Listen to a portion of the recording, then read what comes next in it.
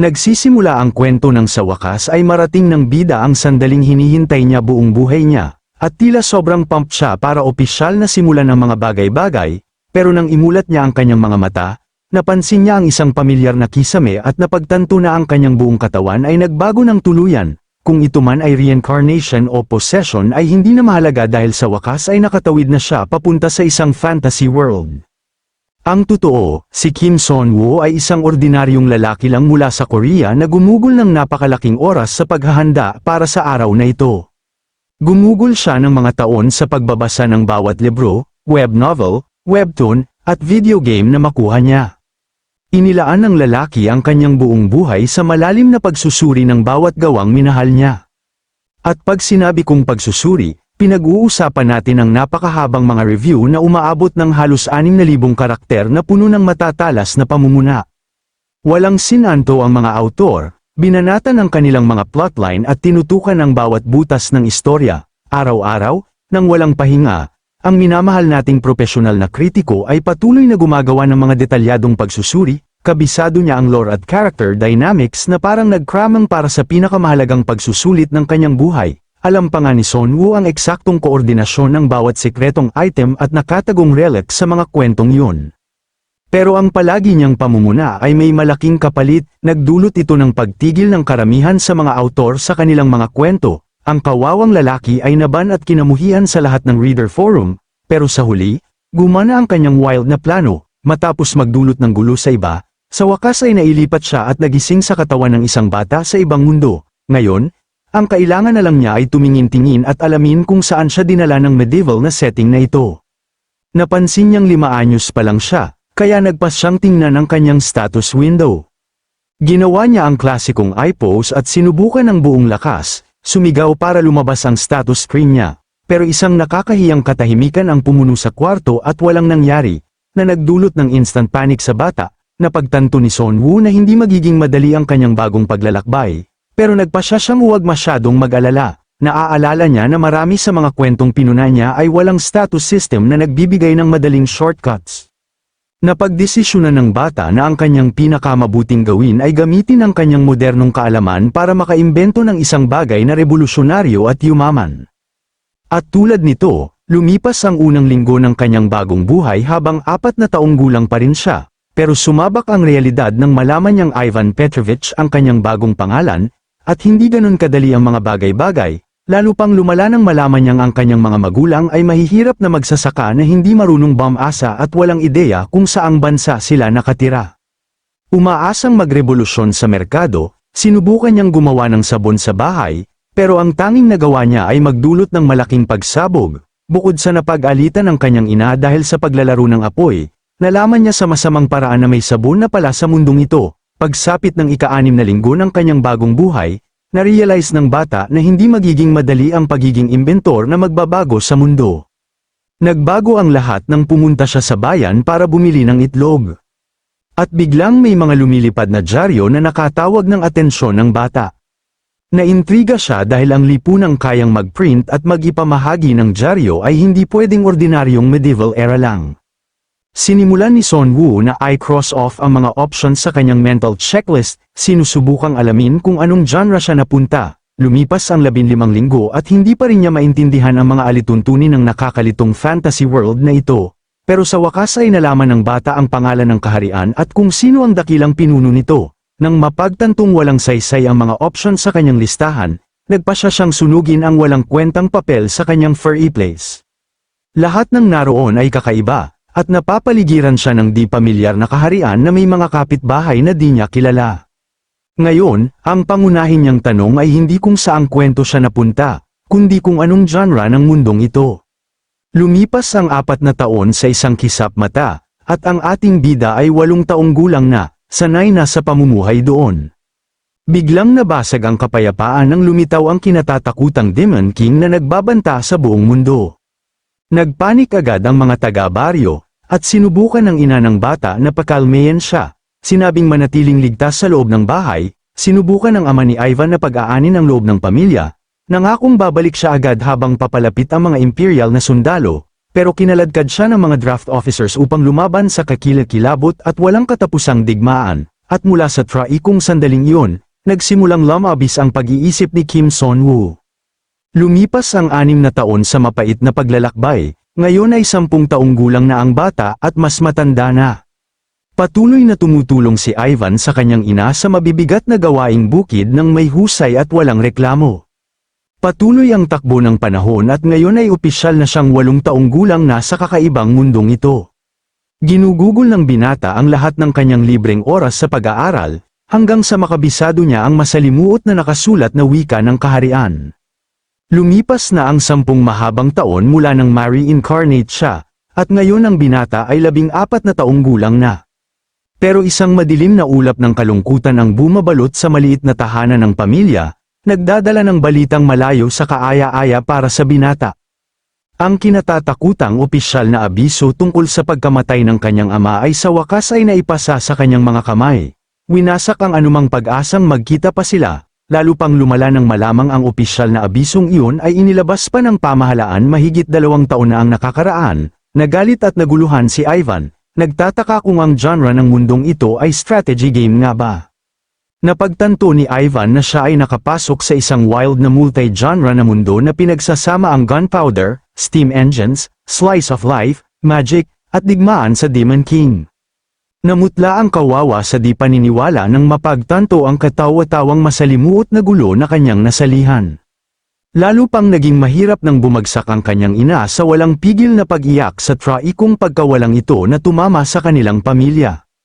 Nakikita ang kanyang pagkasawi. Nagtaka ang bata kung paano naging ganito kasama ang simula ng kanyang paglalakbay. Sinubukan niyang aliwin ang kawawang babae, nangakong magiging maayos ang lahat, at kinabukasan, gumawa siya ng matinding desisyon sa buhay, nagpasya si Ivan na mag-enlist sa militar at dumiretso sa istasyon ng tren upang simulan ang kanyang serbisyo. Pumirma siya ng kontrata para sa taunang sweldo na 15 coins at nag-set up ng direct transfers para lahat ng pera ay mapunta sa kanyang ina. Hindi lang dahil sa kabaitan ng ginawa ng bata, kundi dahil lubos siyang naaawa sa babaeng nagpagod para sa kanya. Dagdag pa rito, may malaki siyang guilt sa pag-okupa sa katawan ng tunay niyang anak na dapat sana ay tanging sandigan ng ina. Mabilis na lumipas ang panahon, at ngayon siya ay 18 taong gulang na may 4 na taong serbisyo militar. Sa panahong ito, nakagawa siya ng nakakagulat na tuklas, ang kanyang bagong katawan ay may kakaiba at nakakatakot na likas na kakayahan sa labanan. Matapos magawa ang hindi kapani-paniwalang mga tagumpay sa digmaan, sa wakas ay umangat siya mula sa basic recruit tungo sa opisyal na sundalo, pero ang frontline ay tuluyang nasira, na pumuksa sa kalahati ng Allied Forces sa gitna ng labanan, at nang tila lahat ay nawala na, lumitaw ang maalamat na Golden Armored Hero upang iligtas ang araw. Nakita ang bayani sa kanyang party, sa wakas ay naisip ni Ivan na nahulaan na niya ang genre ng mundo, paniniwalang siya ay nasa classic RPG game. Ang pagdating ng maalamat na mandirigma ay nagdala ng kaunting pag-asa. Pero ang frontline kung saan nakapost si Ivan ay patuloy na nadudurog. Patuloy na umuurong ang mga sundalo habang humaharap sa napakalaki at nakakatakot na monstrous worms sa larangan ng digmaan. Muling lumipas ang mahabang panahon at ngayon ang ating bida ay 28 taong gulang na, mukhang battle-tested at pagod. Nagsimulang bumuti ang takbo ng digmaan nang magawa ng Heroes Party ang isang perpektong ambush laban sa mga general ng kalaban. Dahil sa kanyang kahusayan sa militar, nagawa ni Ivan ang pambihirang tagumpay na lumaban sa tabi mismo ng Heroes Party. Dahil sa Athens yung yun, naitalaga siya sa isang mataas na priority special squad na nakatuon sa area control at enemy suppression, para paikliin ang napakahaba nitong titulo, kilala lang ng lahat ang mapanganib na grupong iyon bilang clean-up unit. Sila ang ipinapadala upang linisin ang gulo kapag ang Heroes Party ay nakapatay ng isang commander at iniwang magulo ang kampo ng kalaban. At lumipas ang 2 taon, ang ating paboritong bida ay 30 taong gulang na, 16 na taon na sa militar. Sa wakas ay nangyari ang sandaling hinihintay ng lahat ng talunin ng Heroes Party ang kinatatakutang Demon King minsan at para sa lahat. Nagpasya si Ivan na kumuha ng upuan sa unahan para sa Victory Parade, sabik na naghihintay sa end credits ng kanyang paglalakbay. Na may seryoso at determinado na mukha, naghanda siyang sa wakas ay bumalik sa kanyang minamahal na dating buhay sa Earth. Lumipas ang panahon at sa edad na 32, Lubos siyang naniniwalang nasa bingit na siya ng pagtakas sa malupit na fantasy realm na yun, pero sa kanyang matinding pagkabigo, 2 taon na ang lumipas mula nang talunin ang Demon King, at walang trigger na game over screen, lalo pang lumala nang ang bilang ng kanyang cleanup unit ay nabawasan sa 1/5 ng orihinal nilang lakas. Patuloy na lumalaban si Ivan sa gitna ng kaguluhan ng walang ideya kung matatapos pa ang walang katapusang digmaang ito. Nang mapagtantong gusto ng mga nakatataas na buwagin ang kanilang squad, pumayag siya sa isang huling high-risk mission bago tuluyang makalaya. Nakaligtas siya sa literal na suicide squad assignment na yun sa pamamagitan ng himala, na may mukhang puno ng dumi, pawis, at galit.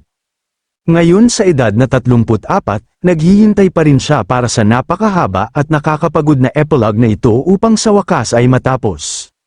10 taon na mula nang mamatay ang kanyang mahal na inang magsasaka, iniwan siyang ganap na nag-iisa at walang direksyon sa fantasy kingdom na yun. Wala nang ibang mapuntahan, nagpa siya ang mandirigma na bumalik sa kanyang lumang bayan, dala lamang ang isang melita.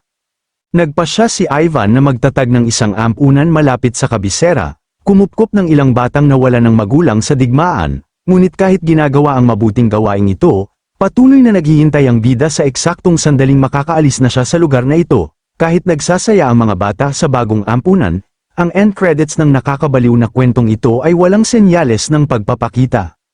Ngayon ay may buong balbas at palaging masungit na mukha, bam-antong hininga na lang si Ivan ng pagkabigo sa kanyang library sa bahay. Nagsimula siyang magsulat sa isang diary, na inilalantad kung gaano niya kamiss ang kanyang dating routine sa modernong mundo. Sumulat pa ang kawawa ng wishlist ng mga pagkain gusto niyang kainin pagbalik, kabilang ang French fries, mainit na stew, at maraming inumin. Nagpanik siya nang mapagtantong 4 na taon nang patay ang Demon King, at nanalangin na ang ending ng laro ay hindi nakadepende sa pagkamatay ng bayani sa katandaan. Biglang, nagsimulang umalingaw-ngaw ang mabibigat at matatag na yabag sa hallway, nakatawag ng atensyon ng ating paboritong veterano ng digmaan. Agad na nag-alerto si Ivan sa kanyang armchair, nararamdamang may di pamilyar na bisita ang papalapit sa kanyang personal na santuaryo. Itinuon niya ang kanyang atensyon sa kakaibang ingay na yun, sinusubukang alamin kung sino ang maglalakas loob na manghimasok sa kanyang espasyo, mula sa langit-ngit ng leather, amoy ng gunpowder, at ritmo ng mga yabag, nalaman niyang isa lang itong mahusay na sinanay na sundalo. Walang oras na nasayang, inilabas ng bida ang kanyang matatalim na sandata at naghanda upang bigyan ng mainit na pagtanggap ang di inaasahang bisita. Dahan-daang bumukas ang pinto ng kwarto, may tensyon adang langit-ngit na lalong nagpabigat ng atmosfera sa loob. Pero ang pumasok ay isang batang opisyal, nakangiti at nagbigay ng isang matikas na salute upang batiin ang kanyang nakatatandang veterano sa labanan. Itinutok ni Ivan ang kanyang sandata at nagreklamong dapat daw ay kumatok muna ito. Habang tinutokso ng batang opisyal ang kanyang hindi ayos na balbas, ipinikit na lang ng veterano ang kanyang mga mata at sinabing seryoso siyang pumunta doon para talakayin ang mahahalagang bagay. Inabot ni Dimitri ang isang misteryosong selyadong liham, tinutokso na masyadong mainipin ang veterano para paupuin siya at makahinga, sinabihan si Ivan na buksan na ang sobra. Ipinaliwanag na ito ay pribadong mensahe mula mismo sa prinsesa, nagbiro ang opisyal kung ang liham ay may lason, at hinimok ang kanyang kaibigan na buksan ito upang makita kung ano ang lagay ng maharlika.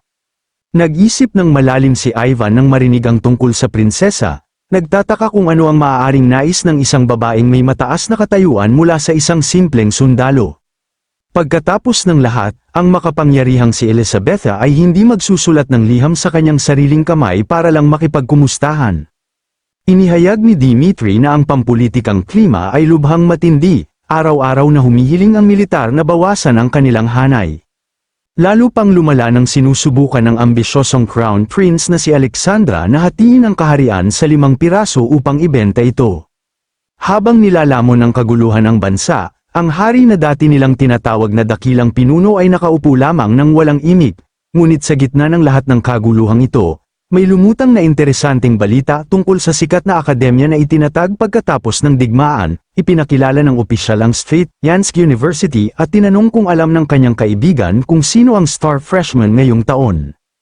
Ang unang ipinakilalang freshman ay ang batang si Isabel, na siyang mapagmataas na anak ng maalamat na bayaning si Maxim Leon.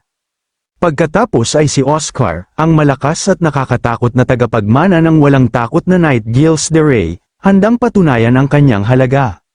Mayroon ding si Elahara na nagdadala ng napakalaking prestihiyo bilang anak ng makapangyarihang mage na si Bill Green. Kinumpleto ang grupo ng mga prodigy sina Essie, anak ng mabagsik na berserker, at ang maliksi na si Lucia, ang batang disipulo ni Rogan Rick.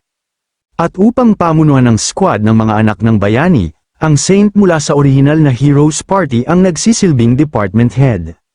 Dahil hindi nagpapatupad ng minimum age ang prestihiyosong akademya, ang mga pinakamahuhusay na prodigy sa mundo ay naghanda ng maaga upang makapasok, ipinaliwanag ng opisyal na may malalim na pag-aalala na kung may mangyaring masama sa mga high-profile na batang ito, tiyak na magkakagulo, kung mahulog man lang ang isang buhok nila, babagsak ang buong bansa. Kaya agad na nagtanong si Ivan kung ano ang dapat niyang gawin.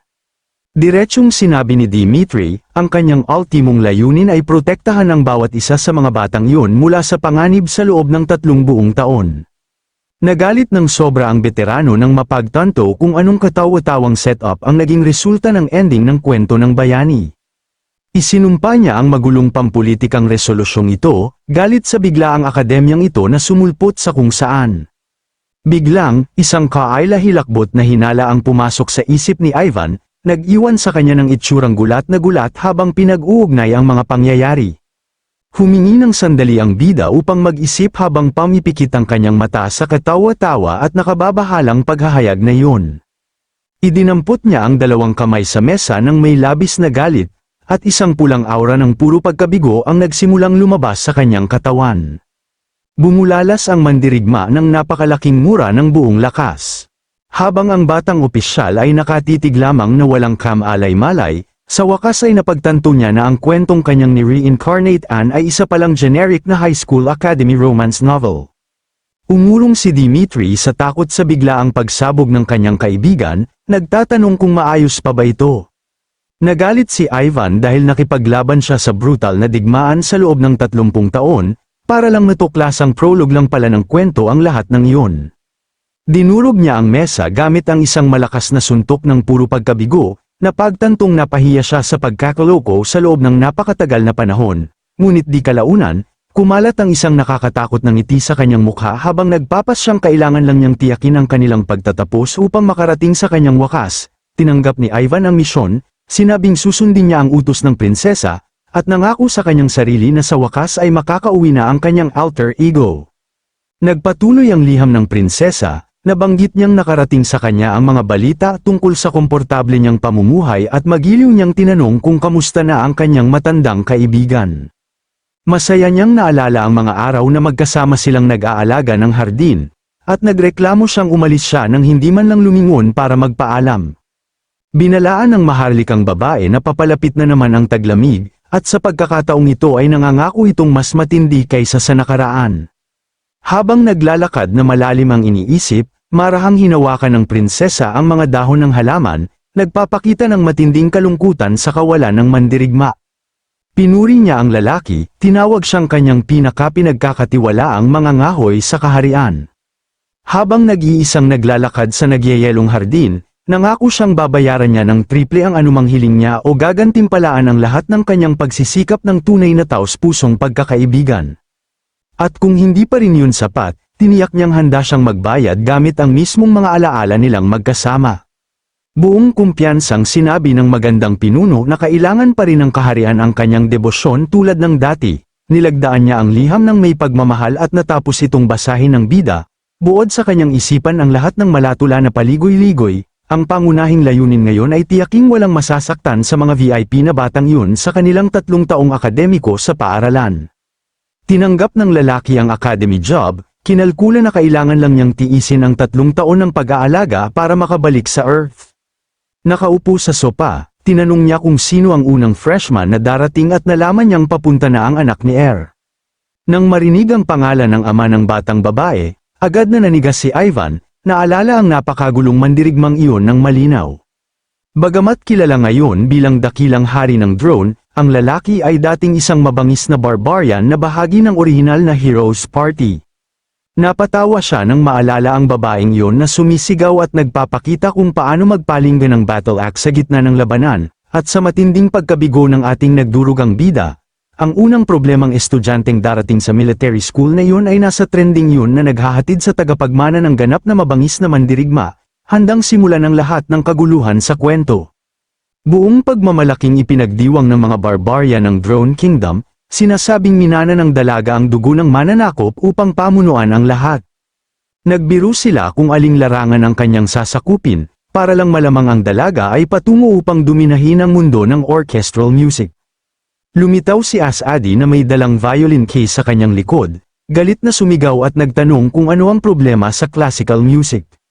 Buong pagmamalaking pumasok siya sa music department ng Street, Yansk University, nangakong makakamit niya ang ganap na tagumpay. Nagdaos ng malaking despedida ang Drone Order of Knights at makalipas lamang ang 2 araw mula nang umalis, nagpatuloy ang kanyang tren sa Riles, pero tulad ng bawat cliché sa fantasy story, biglang nadiskaril ang tren sa gitna ng kabundukan sa isang malaking pagsabog. Sa meeting room, nagulantang si Dimitri sa balita, tinanong ang bida kung lubos siyang siguradong may pag-atake. Malamig na tumugon si Ivan na positibo siya dahil iyon ang pinakamandatoryung overused cliché sa anumang military academy story. Naalala niya ang mga klasikong tropes kung saan laging tinatalo ng bayani ang Demon King sa tulong ng kanyang matatapang na kasama, kung saan ang isa sa mga masasamang general ay lumilipat sa panig ng bayani sa gitna ng labanan, at kung paano sa dulo ng mahabang paglalakbay na iyon ay bumalik ang kapayapaan sa mundo. Lahat ng iyon ay karaniwang tropes lamang. Alam ng veterano na ang bawat literary genre ay may kanya-kanyang karaniwang tropes, kaya sinimulan niyang balikan ang kanyang alaala para sa mga alituntunin ng kanyang sinunog na libro. Sinubukan niyang alalahanin ang mga detalye mula sa kwentong sinunog niya sa Fur Place 30 taon na ang nakakaraan upang mauna siya sa kalaban. Madaling nahulaan ni Ivan na ang ambush sa paparating na tren ng estudyante sa Gorvich Station ay klasikong trope material para sa gawaing ito. Dahil doon, nagpunta ang propesyonal na kritiko sa istasyon, mahinahong nagbabasa ng dyaryo habang naghihintay sa pagsisimula ng aksyon. Ilang minuto bago dumating ang tren ng Drone Air, tiningnan niya ang kanyang relo, alam na nasa paligid na ang panganib. Alam ng lalaki na kung may magpaplano ng ambush laban sa dalaga, ang pinakamagandang pwesto ay sa mismong border station na iyon. Dahil sa pagtawid sa linyang iyon, na ililipat ang lahat ng responsibilidad sa kaharian, bukod pa sa pagiging isang mahigpit na binabantayang military zone, walang sapat na ebidensya para humingi ng backup, nagpasya siyang kumilos mag-isa, napansin niyang katawa-tawa ang amateurish na undercover security ng kalaban, mahinahon siyang pumasok sa pangunahing lobby ng istasyon, matalas na pinagmamasdan ang bawat kaina-hinalang detalye sa paligid. Itinuon ni Ivan ang kanyang tingin sa isang nakaupong lalaki, nagpapanggap na nagbabasa ng schedule ng tren, na nakalampasan na ang 3 pag-alis ng tren. Ang kasabwat na nagkukunwaring tindero ng gulay ay mas katawa-tawa pa, sinusubukang magbenta ng sibuyas sa isang ganap na walang laman na istasyon. Tahimik na naglakad ang veterano sa likod ng lalaking nakaupo sa wooden bench, kumilos ng may katumpakan ng isang master operative, nararamdaman ng isang anino na papalapit. Mabilis na lumingon ang lalaki, ang kanyang mukha ay puno ng gulat at dilat na dilat ang mga mata, pero bago pa siya makakilos, inilabas ni Ivan ang kanyang pistol at itinutok ito ng malamig sa leeg ng takot na lalaki, galit na sinubukan ng kasabwat na tumulak pabalik, nauutal na tinanong kung ano ang ginagawa ng bida sa pagtutok ng baril sa kanyang ulo, inutusan ng veterano ang lalaki na manahimik agad, pinanatili ang malamig na tingin na walang pag-aalinlangan na pumutok ng gatilyo.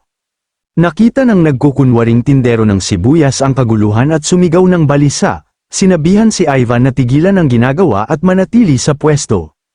Natawa si Ivan sa reaksyon dahil ang kanyang baril ay nakatagilid at ganap na nakatago mula sa sinumang tumitingin sa bench. Lumingon ang bida na may baril sa kamay, malamig na tinanong kung saan tunay na nagmula ang katapatan ng mga lalaking ito. Sinubukan ng bihag na magpanggap na walang alam, nauutal at nagkukunwaring hindi alam ang sinasabi ng veterano. Wala ng pasensya sa kasinungalingan, hinayla na lang ni Ivan ang gatilyo, pinatay ang bihag sa gitna mismo ng lobby ng istasyon. Iniwan niya ang walang buhay na katawan sa sahig habang ang kasabwat ay nakatayong paralisado sa takot sa napakalupit na kahusayan, napagpasyahan ng lalaki na hindi sila tapat na ahente dahil ang tunay na profesional ay agad na magpapakilala, sa halip na tanungin ang kanyang awtoridad. Hinailan ng nagkukunwaring tindero ang kanyang pistol sa galit, sumigaw sa natitirang kasabwat na barilin ang halimaw na yun. Mabilis na kumilos si Ivan, madaling naiwasan ang mga putok at napagpasyahang ang kanyang mga kaaway ay sobrang pabaya. Sinubukan ng dalawang terorista na magpaputok ng balisa, pero lahat ng putok ay sumable sa aming bihasang mandirigma. Parang isang multo na lumitaw ang bida sa harap nila, sinaktan ng mga kaaway gamit ang kanyang matalas na sandata ng napakabilis at nakamamatay. Lumundag siya sa mga mesa at tinapos ang ikalawang terorista sa isang mapaminsalang suntok, walang naiwang pagkakataon para depensahan ng target. Nilinis ni Ivan ang mga kriminal sa ilang segundo, winasak ang lobby at nag-iwan ng daan ng ganap na pagkawasak. Tiningnan ng lalaki ang mga nahulog na katawan ng may paghamak, iniisip na ang mga baguhan na ito ay hindi kailanman humarap sa tunay na mandirigma sa kanilang buhay. Sumigaw ng matinding sakit ang natitirang terorista sa sahig. Na-realize na ang kanyang braso ay tuluyang naputol ng tama, mahinahong binalaan siya ni Ivan na kung hindi niya ititigil ang matinding pagdurugo, mawawalan siya ng malay doon sa loob ng 3 minuto. Lumapit ang bayani na nakasuot ng itim na coat, matigas na tinanong kung saan nagtatago ang iba pa niyang kasama. Umiiyak ang kriminal sa takot, inihayag na May 15 pang lalaki sa Mayriles, nakikiusap na iligtas ang kanyang buhay kapalit ng impormasyon. Sinubukan niyang makipag-bargain sa pagsabing ang kanilang amo ay isang nakakatakot na halimaw, na nagpabanaag kay Ivan na ang grupong ito ay scout unit lang. Kinumpirma ito ng nakaligtas ng desperado, tinanong ng bida kung alam nila kung sino talaga ang pasahero sa drone train na yun. Sumigaw ang lalaki sa sakit, inihayag na sinabi ng kanyang amo na ang tren ay may dalang ginto at mataas na halagang kalakal ng kaharian. Nagsimulang lumayo si Ivan at sumigaw ng balisa ang sugatang lalaki, nagtanong kung talagang patatawarin niya ito matapos umamin, lumingon ang veterano na may malamig na tingin, sumagot na hindi niya ito patatawarin dahil may halatang kasinungalingan sa kanyang sinabi. Tinapos ni Ivan ang terorista minsan at para sa lahat, malamig na sinabing ang kasinungalingan niya ay ang bahaging sinabi niyang magiging kapaki-pakinabang siya. Ang orasan sa istasyon ay eksaktong 53 minuto pasado alas 9 ng umaga, at ang natitirang oras para sa pag-atake ay mabilis na nauubos. Mahinahong pinunasan ng lalaki ang kanyang mga kamay, alam na ang isang elite operative ay kailangan lang ng 5 minuto upang magpawala ng mga katawan, matapos ang ganap na paglilinis ng lobby, 2 minuto na lang ang natitira bago dumating ang tren na may dalang anak ng barbarian, inayos ni Ivan ang kanyang coat ng may estilo. Naisip sa sarili na ang oras na ito ay sobra-sobra pa para maghanda sa aksyon. Malayo sa Imperial Palace, sinimulan ng prinsesa na tanungin ang kanyang nasasakupan kung kamusta na ang kanyang mahal na Vanka. Iniulat ng opisyal na ang veterano ay naghihinala ng napipintong pag-atake sa paparating na tren at tiyak ang petsa at lokasyon. Ipinagkit ng prinsesa na si Ivan ay may sikretong impormante. Itinuro na walang kaina-hinalang aktibidad sa nakalipas na 4 na taon. Napatawa si Dimitri ng kinakabahan at pinawisan, hindi alam kung paano tutugan sa kakaibang pagkahumaling ng kanyang nakatataas. Mapag-utos niyang hiniling na bawat kilos at aksyon ni Ivan ay maitala ng maayos at ihatid ng diretso sa kanya. Nais ng magandang pinuno na suriin ang mga ulat sa isang sandali, ipinapakita ang kanyang malamig at bakal na dugong prinsesa, sa matalim na titig, napagtanto niyang hindi siya nagbago mula noong siya ay umalis para sa kanyang huling wartime assignment, lubos na naniniwala ang prinsesa sa mga aksyon ng sundalo habang mabilis na bumibiyahe ang drone train sa isang mataas na tulay. Samantala, nakatago sa nyebe, may hawak na pulang detonator ang isang terorista, lubos na kumpiyansang gagana ang kanyang plano. Mabilis na tumakbo si Ivan sa nagyayelong kagubatan, inaalala ang mga alituntunin at karaniwang tropes ng Academy romance novels. Alam na alam niyang ang pag-atake sa tren ay hindi talaga makakasakit sa pangunahing cast, lalo na sa pangunahing bida. Napagpasyahan ng veterano na ang pagsabog sa riles ng tren bago ang admissions ay ang klasikong tutorial ng laro. Alam niyang ang tutorial ay para lang sa mga baguhan upang makapag-adjust sa labanan. Kaya wala siyang balak na pigilan ang pagsabog, pinindot ng terorista sa riles ang pulang buton ng walang pag-aalinlangan. Nag-trigger ng kaguluhang binalak ng kanyang mercenary squad. Pumutok ang bomba ng may mapaminsalang lakas, sumabog ang riles at nagpadiskaril ng tren ng todo sa nyebe. Iniwan ni Ivan ang tutorial para sa pangunahing bida, piniling gamitin ang pagkakataong ito upang malaman kung sino ang nasa likod ng pag-atake.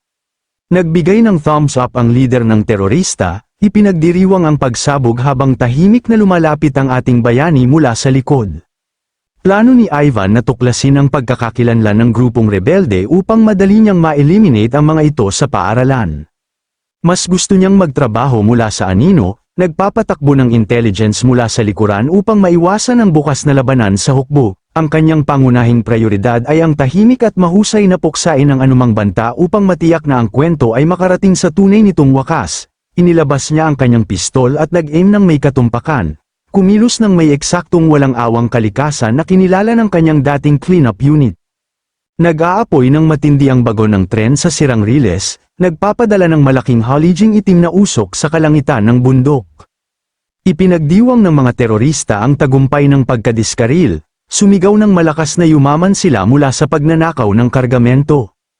Inutusan ng boss na tunawin ang Royal Seal sa nakaw na kalakal at ibenta ito sa black market, minamadali silang linisin ang pinangyarihan, biglang, umalingaw-ngaw ang isang tumpak na putok sa nyebe, tinamaan ang isa sa mga mersenaryo nang hindi inaasahan at nagpaalerto sa iba, isa pang tumpak na putok ang tumagos sa dibdib ng ikalawang kasabwat na nagpakawala ng daing bago bumagsak na patay sa nagyayelong lupa. Naisip ng veterano na ang mahihina lang ang nagugulat sa tunog ng baril dahil ang tunay na mandirigma ay kumikilos ng may kalmado sa labanan. Sumigaw ng galit ang kalbong mersenaryo, hinihingi kung sino ang misteryosong sniper. Habang sinusuri ni Ivan ang mabagal na reaksyon ng grupo mula sa pagpanik ng kalaban, agad niyang napansin na wala sa mga baguhang ito ang makapaghula ng bullet trajectories. Lumabas si Ivan sa blizzard na may hawak na pistol at battle axe. Mahina kong tinanong kung sino ang leader ng grupong ito. Nagpanik ang mga terorista nang makita ang mandirigma at nagsimulang magpaputok ng balisa sa kanyang direksyon, sinusubukang patumbahin siya. Pinatalas ng bida ang kanyang tingin at inaktibo ang kanyang espesyal na kasanayan, ang kanyang mga mata ay kumikinang na ginto upang matunto ng eksaktong trajectory ng mga bala. Gamit ang kanyang sightline perception, malinong niyang nakikita ang mga sinag ng liwanag na nagpapahiwatig ng eksaktong landas ng bawat balang putok sa kanya. Alam ng lalaki na walang silbi ang mga baril laban sa elite warriors dahil nararamdaman nila ang pinagbabatayan ng intensyon ng sandata na pumatay. Iniwasan ng bida ang mga putok ng may maliksi at makinis na galaw, hinuhulaan ang bawat projectile salamat sa kanyang hasang battle instincts. Alam niyang ang pag-channel ng mana para madama ang kill intent sa mga melee weapon ay madali, pero ang paggawa nito sa mga pinaputok na bala ay sobrang mahirap. Yun mismo ang dahilan kung bakit walang elite warrior sa Bid-Ace party ang gumamit ng baril, palaging mas pinipili ang hand-to-hand combat.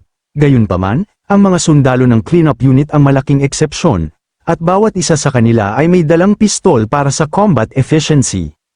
Pumutok siya sa ulo ng isa pang mersenaryo, ginamit ang kanyang baril upang subukan ang pangkalahatang lakas at kasanayan ng kalaban. Ito ang karaniwang taktika ng veterano upang mabilis na mapatay ang pinakamahinang target bago harapin ang aktwal na leader. Nagsimulang magalit ang boss ng mersenaryo, inilabas ang kanyang mga punyal at sumugod ng diretso sa bida upang subukang hiwain siya ng tuluyan. Nanlaban siya ng may mabilis na sunod-sunod na hagupit. Galit na tinanong kung sino ang nagpadala sa sundalong ito upang guluhin ang kanilang mga plano. Pero madaling hinarang ng veterano ang mga pag-atake gamit ang kanyang palakol at naglanding ng mabigat na atake sa mukha ng boss, nagpaluwa ng dugo. Pagkatapos, nilock ni Ivan ang sandata ng kalaban gamit ang armbar at ibinagsak ang malaking lalaki sa lupa ng buong lakas. Marahas na itinapon ng lider ng terorista, lumikha ng bunganga sa nyebe habang nakatitig ng nananakot ang bida sa kanya. Nakahiga sa lupa ang lider ng mersenaryo, umaangal sa sakit habang dahan-daang lumalapit si Ivan. Galit na sinabi ng kontrabida na kabisado na niya ang mukha ni Ivan habang isang misteryosong tinig ang nagtanong tungkol dito. Buong tapang na lumapit ang bida na hawak ang kanyang mga sandata, sumagot na talagang swerte siya. Nagulat ang mersenaryo at napagtanto ng sundalo na ang lalaking ito ay malamang na tutorial boss. Itinuon ni Ivan ang kanyang palakol. Alam na hindi niya dapat tapusin ang kalaban dahil siya ay kabilang sa pangunahing bida, Itinuro niya ang kanyang sandata at binalaan na alam niya ang walang katapusang paraan upang kumuha ng impormasyon nang hindi sinisira ang mahahalagang tungkulin ng katawan ng isang tao. Sa ibang lugar, sumigaw ng balisa ang batang pula ang buhok, ipinagbawal ang sinumang sumubok na sumunod sa kanya. Galit na binalaan niyang itatakwil niya ang sinumang maglakas loob na sumunod sa kanya agad. Umalis si Asadi na dala ang kanyang instrumento habang pinapanood ng Barbarian King ang pag-alis ng kanyang pamangkin ng may pag-aalala. Nagkaroon ng magandang ideya ang hari, inisip na walang magiging problema basta hindi lang niya ito malaman. Tinipon niya ang lahat ng kanyang malalakas na mandirigma sa Great Hall upang ipaliwanag ang emergency na sitwasyon. Malakas na nagtanong ang pinuno kung sinong mandirigma ang haharap upang bantayan ang dalaga nang hindi napapansin. Buong siglang sumigaw ang mga lalaki, nagboluntaryo para sa lihim na escort mission. Ang mga mandirigmang ito ay dating walang awang wild cards, pero ngayon ay para na silang magkakapatid kay Haring R. Naalala ng hari na alam ng kanyang pamangkin ang lahat ng kanilang mga mukha at makikilala sila kahit nakapag-disguise sa tren. Pagkatapos ay tinanong niya kung sino sa kanila ang talagang makakahabol sa tren sa paglalakad ng walang pahinga. Muli na namang sumigaw ang mga sundalo ng may pagsinta, walang ibang gusto kundi patunayan ang lubos na katapatan sa kanilang pinuno. Sa drone, ang mga elite warriors na ito na lubos na tapat sa Jarl ay kilala bilang House Carl. Nagpa siya ang hari na kailangan niyang pumili ng isang tao upang mag-enroll sa universidad at direktang bantayan si Isidi, pero nanlamig ang bawat mandirigma nang tanungin niya kung sino ang talagang makakapasa sa written exams. Pinawisan sila sa takot, inisip na ang written test ay imposible at mas gugustuhin pa nilang harapin ang pagkatalo kaysa gawin yun. Biglang, may isang matapang na mandirigma na nagtaas ng kanyang kamay, nagboluntaryo para sa nakakatakot na hamon.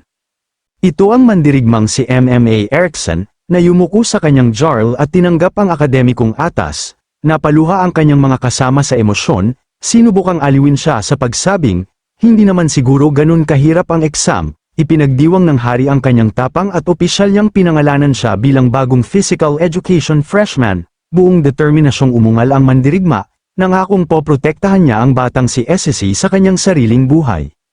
2 buwan bago nito, nagawa ng mandirigmang ito na lihim na makapasok sa prestihiyosong akademya. Sa kabila ng lahat ng posibilidad, nakapasa siya sa entrance exam at nakakuha ng pwesto sa sports department. Malinaw na ang kanyang written test ay isang ganap na sakuna, halos hindi pumasa sa absolute minimum na marka. Lubos na nagulat ang mga evaluator ng institusyon sa mga resulta ng kanyang intellectual test. Pero garantisado ang kanyang pagpasok dahil dinurog niya ang bawat record sa practical assessment. Pagkatapos ng lahat, siya ay isang tunay na House Carl, at ang kanyang maalamat na physical endurance ay lampas sa normal na limitasyon.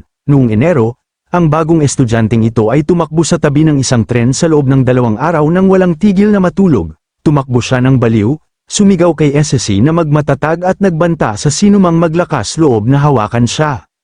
Sa loob ng nadiskaril na tren, may nagsisimula ng magkamalay na may daing ng matinding hindi komportable. Nagising siyang nahihilos sa gitna ng magulong pagkawasak, nagtataka kung ano ang nangyari. Natakot siya nang mapagtantong inatake ang tren, natatakot na may mapanganib na bandido na nagtatago sa malapit. Nagpanik ang redhead, naalala na nag-isa siyang naglakbay at mahigpit na ipinagbawal ang sinumang bantay na sumunod sa kanya. Biglang, nakita niya ang kanyang instrument case na nakaupo sa gitna ng sirang bagon at nagmadaling pumunta roon. Inakap niya ang kanyang violin ng may ginhawa. Nagpasalamat na hindi ito nasira sa kakilakilabot na pagkakabangga, pero panandalian lang ang kanyang kapayapaan nang ang isang malakas at biglaang ingay ay nakagulat sa dalaga sa gitna ng usok. Marahas na sinipa ang pinto ng bagon, nagpalabas ng malakas na hinga ng dalaga sa gulat. Umurong siya sa takot sa sulok ng bagon, mahigpit na hawak ang kanyang violin na may nanginginig na mga kamay. Isang nakakatakot na tawa ang umalingaw-ngaw mula sa labas habang isang misteryosong kamay ang humawak sa gilid ng frame ng pinto. 3 armadong looters ang pumasok sa bagon, nakangiti nang makita na isang walang magawang dalaga lang ang nakita nila. Sa labas ng tren, desperadong nakiusap ang leader ng mersenaryo na patayin na siya dahil sa matinding sakit. Tinapakan ni Ivan ang dibdib ng kriminal, mahinahong hawak ang kanyang palakol at sinabing hindi pa siya mamamatay ngayon. Sinabihan siya ng bida na tumigil sa pagsasabi ng nakakatakot na mga bagay habang malamig na inilalapit ang sandata sa kanyang mukha. Sumigaw ng matindi ang mersenaryo habang sinisimulan siyang tanungin ng veterano nang walang kahit kititing na awa. Nakiusap ang kontrabida na tumigil na habang binuhusan ni Ivan ng green healing potion upang pahabain ang kanyang pagdurusa. Sumigaw ang boss ng mersenaryo sa desperasyon habang ang berdeng likido ay dumidikit sa kanyang balat. Patuloy na binuhusan ni Ivan ang potion, alam na ang healing potions ay ang pinakamasamang bangungot para sa elite soldiers. Walang mas nakakaunawa sa sakit ng mabilis na paggaling kundi ang bida mismo, na dumanas na ng torturang iyon noon. Sa kanyang mga alaala, ang batang si Petrovic ay nagmakaawa sa ospital na putulin na lang ang kanyang braso minsan at para sa lahat. Sumigaw siya sa galit, nagtanong, anong klaseng doktor ang gumagamot sa isang pambansang kayamanan ng may ganitong kalupitan? Mula sa traumatikong karanasang iyon, palaging sinisikap ng bida na iwasan ang mabibigat na sugat sa labanan, ang nakakatakot na R7 potion ay nagpaparamdam sa isang tao ng lahat ng naipong sakit ng mabagal na paggaling na siksik sa loob ng isang segundo. Matapos subukan ng hilang sa kanyang sariling balat, na-realize ni Ivan na perpekto itong gamitin para sa pag-interrogate ng mga sospek. Ang walang katapusang siklo ng paggaling at pagtatanong ay nagpapaiyak sa bilanggo sa sakit, nakikiusap ng awa. Umiiyak ang mersenaryo ng desperado, sinabing wala na siyang alam at nakikiusap kay Ivan na tapusin na ang kanyang buhay, tumanggi si Ivan na tapusin siya, naalala na siya ay tutorial boss lang at kailangang manatiling buhay, binalak ng veterano na ibalik siya sa tren. Pero na-realize niyang low-level henchman lang siya, pinatalas niya ang kanyang mga mata. Naghinalang ang lalaki ay tinamaan ng memory blocking spell ng tunay na mga salarin. Biglang, kumilos ang battle instincts ni Ivan nang maramdaman niya ang isang bagong banta na mabilis na lumalapit. Sinubukan ng bida na hulaan kung saan manggagaling ang paparating na pag-atake. Habang kinakalkula ang landas ng napakalaking projectile, isang higanteng bato ang bumagsak mula sa langit ng mabilis, direktang naglalayon sa mukha ng sundalo. Ang impact ay nagwasak sa paligid, nagtaas ng malaking ulap ng alikabok at mga debris sa crash site. Na-realize ng veterano na walang saysay ang paggamit ng baril laban sa kalaban ng ganitong kalibre, iniwasan niya ang mas maraming ibinabato na malalaking bato. Napansing ang lakas ng kalaban ay mas mataas kaysa sa inaasahan, ang mga pagsabog na dulot ng mga bato ay some-ire sa terrain ng battlefield, iniwan ng lahat na natatakpan ng makapal na ulap. Sa gitna ng makapal na tabing ng usok, ang nakatatakot na silweta ni Ivan ay nananatiling matatag ng walang kahit isang galos. Dahan-daang lumakad si Ivan na may kumikinang na mga mata, napagpas siyang ang kalaban ay marunong ding magbasa ng sightlines. Inutusan ng sundalo ang nakatagong kalaban na lumabas na, handang ayusin ang labanang ito minsan at para sa lahat. Ang mabibigat na yabag ay umalingaungaw sa buong field habang ang isang malakas na pulang aura ay nagsisimulang magpakita sa usok. Lumabas si M2 Rod sa abot tanaw, pinuri ang lakas ni Ivan ngunit binalaan na ang kanyang oras ng paglalaro ay opisyal nang tapos na ngayon. Sinabi ng barbarian na hangal para sa isang mersenaryo na maglakas loob na hawakan ang kanyang pamangkin, na-realize ni Ivan ang kanyang maling paghusga. Napansing ang higanting lalaki ay talagang tiyuhin ang tunay na boss sa laro. Inilabas ng sundalo ang kanyang elite battle axes, naghahanda upang lumaban ng totoo laban sa mandirigma, itinuon ng bida ang kanyang atensyon sa kalaban, iniisip na ang mandirigmang ito ay dapat na ang tunay na leader na kanyang hinahanap. Sumugod si Memard ng buong bilis, iniugoy ang kanyang mabigat na sandata upang maglanding ng mapagpasyang atake laban sa kalaban. Nagbanggaan ang mga sandata ng dalawang mandirigma ng may brutal na puwersa, na lumikha ng napakalaking impact na pumutok sa lupa sa ilalim nila. Napadilat ng husto ang barbarian sa sobrang gulat, naramdaman ang bigat at tigas ng depensa ng kalaban. Sinubukan ni Memard na itulak pabalik si Ivan gamit ang lahat ng kanyang hilaw na lakas. Na-realize agad na ang sundalong ito ay masyadong malakas. Pinaikot ni Ivan ang kanyang mga palakol ng may sobrang teknikal na liksi, madaling naialis ang mabigat na impact attack, hinarang niya ang sumunod na kombinasyon, nagtatanong kung mali ang kanyang hula na ito ay tutorial lang. Nagulantang ang barbarian sa kasanayan ng kanyang kalaban, nakakabigla na ang isang simpleng magnanakaw ay kayang lumaban ng napakahusay, nagsimulang maghinala si Memard na marahil may mas mapanganib na puwersa na pumupol ng mga string sa anino. Lumipad ang mga sparks at alikabok sa bawat marahas na pagbangga ng mga talam ng dalawang elite fighters. Naalala ni Ivan na ang batang prinsesa ay isa sa mga pangunahing lead ng laro na kailangan niyang panatilihing buhay. Ang makapangyarihang mandirigmang si Memerd ay lumaban ng may dobleng galit, iniisip lamang na iligtas ang kanyang minamahal na pamangkin, kahit ano pa ang magiging kapalit. Sumigaw siya ng buong kaluluwa na kailangan niya itong iligtas agad upang maiwasan ang pinakamasamang mangyari. Malayo sa labanan, ang katahimikan ang namamayani sa loob ng sirang bagon ng tren kung saan nagtatago pa rin ang mga nakaligtas. Umurong si Acidity sa takot habang papalapit ang mga armadong looter sa kanya na may kaina-hinalang intensyon. Tumawa ng may mali siya ang leader ng mga looters, sinabing akala niya ay ordinaryong nakaligtas lang siya. Lumapit siya, nakangiti upang hawakan siya, pero tinamaan siya ng sobrang marahas na reaksyon mula sa dalaga. Humihingi ng tawad sa kanyang minamahal na instrumento, sinapak ng redhead ang mukha ng kriminal ng buong lakas, ang mabigat na impact ay nagpabagsak sa lalaki, bumagsak sa estruktura ng bagon dahil sa puwersa ng kanyang atake, napalunok ng may nerbiyos at pinawisan sa takot ang dalawa pang goons nang makita ang kanilang leader na walang malay sa maalikabok na sahig.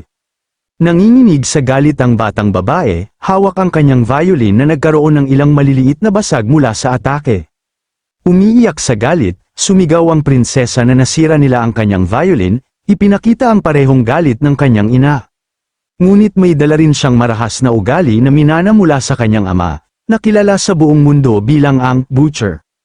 Umiiyak ang redhead habang malungkot na tinitignan ang kanyang minamahal na instrumento, na itinuturing niyang isang tunay na obra maestra. Ang natitirang mga kriminal sa loob ng bagon ay tuluyang nagpanik, sumigaw sa lahat na tumakbo agad. Itinaas ni Acidity ang kanyang sirang violin tulad ng isang nakamamatay na sandata, nag-channel ng napakalaking galit dito, nangako siyang ipaghihiganti ang kanyang instrumento, ipinanganak mismo noon ang pinakamapanganib na music student sa buong mundo. Sa labas, sumigaw ng tulong ang bumagsak na boss, nag-iwan kay Ivan na naguluhan sa biglaang kaguluhang iyon. Biglang, isa sa mga looters ang marahas na itinapon mula sa bintana ng tren, sumisigaw sa sobrang takot. Tumakbo nang nagpanik ang iba pang bandido, sumisigaw na siya ay baliw, na nagpahinto kina Ivan at Memerd sa kanilang labanan. Nag-alala ang dalawang mandirigma at nagsimulang sumigaw, nagtatanong kung nasaan ang batang redhead at kung ligtas ba ito. Umurong si Ivan nang may gulat, na-realize na ang lalaking tinatanong niya gamit ang potion ay hindi naman pala ang kanyang kidnapper. Ang totoo, alam ng bida na sa mga academy stories, laging may malakas na sidekick na sumusulpot upang iligtas ang araw. Ibinaba ni Memerd ang kanyang palakol ng naguguluhan, nagtanong kung ang lalaki ay kanyang kaalyado o kung nakikipagtrabaho ba siya sa mga terorista. Itinuro ng mandirigma ang katotohanang si Ivan ay nagbubuhos ng potion sa kriminal na yun ilang sandali lang ang nakalipas.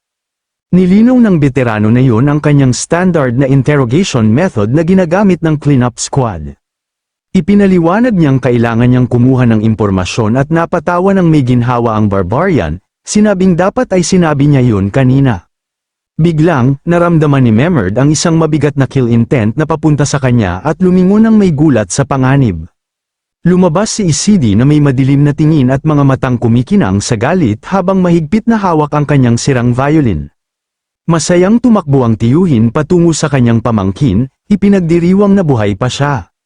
Pero naguluhan ng dalaga sa kanyang presensya, tahimik na pinanood ni Ivan ang dalaga, naalala na nakita niya ito eksaktong 7 taon na ang nakakaraan, naalala niya noong siya ay isang cute na batang babae na masayang tumatakbo para yakapin ang kanyang tiyuhin, na-realize ng sundalo na ligtas ang target at ang kanyang bagong kaalyado ay sapat na malakas upang i-escort siya sa akademya. Nagpasya siyang pinakamabuting umatras agad dahil malaking problema kung mabubunyag ang kanyang pagkakakilanlan.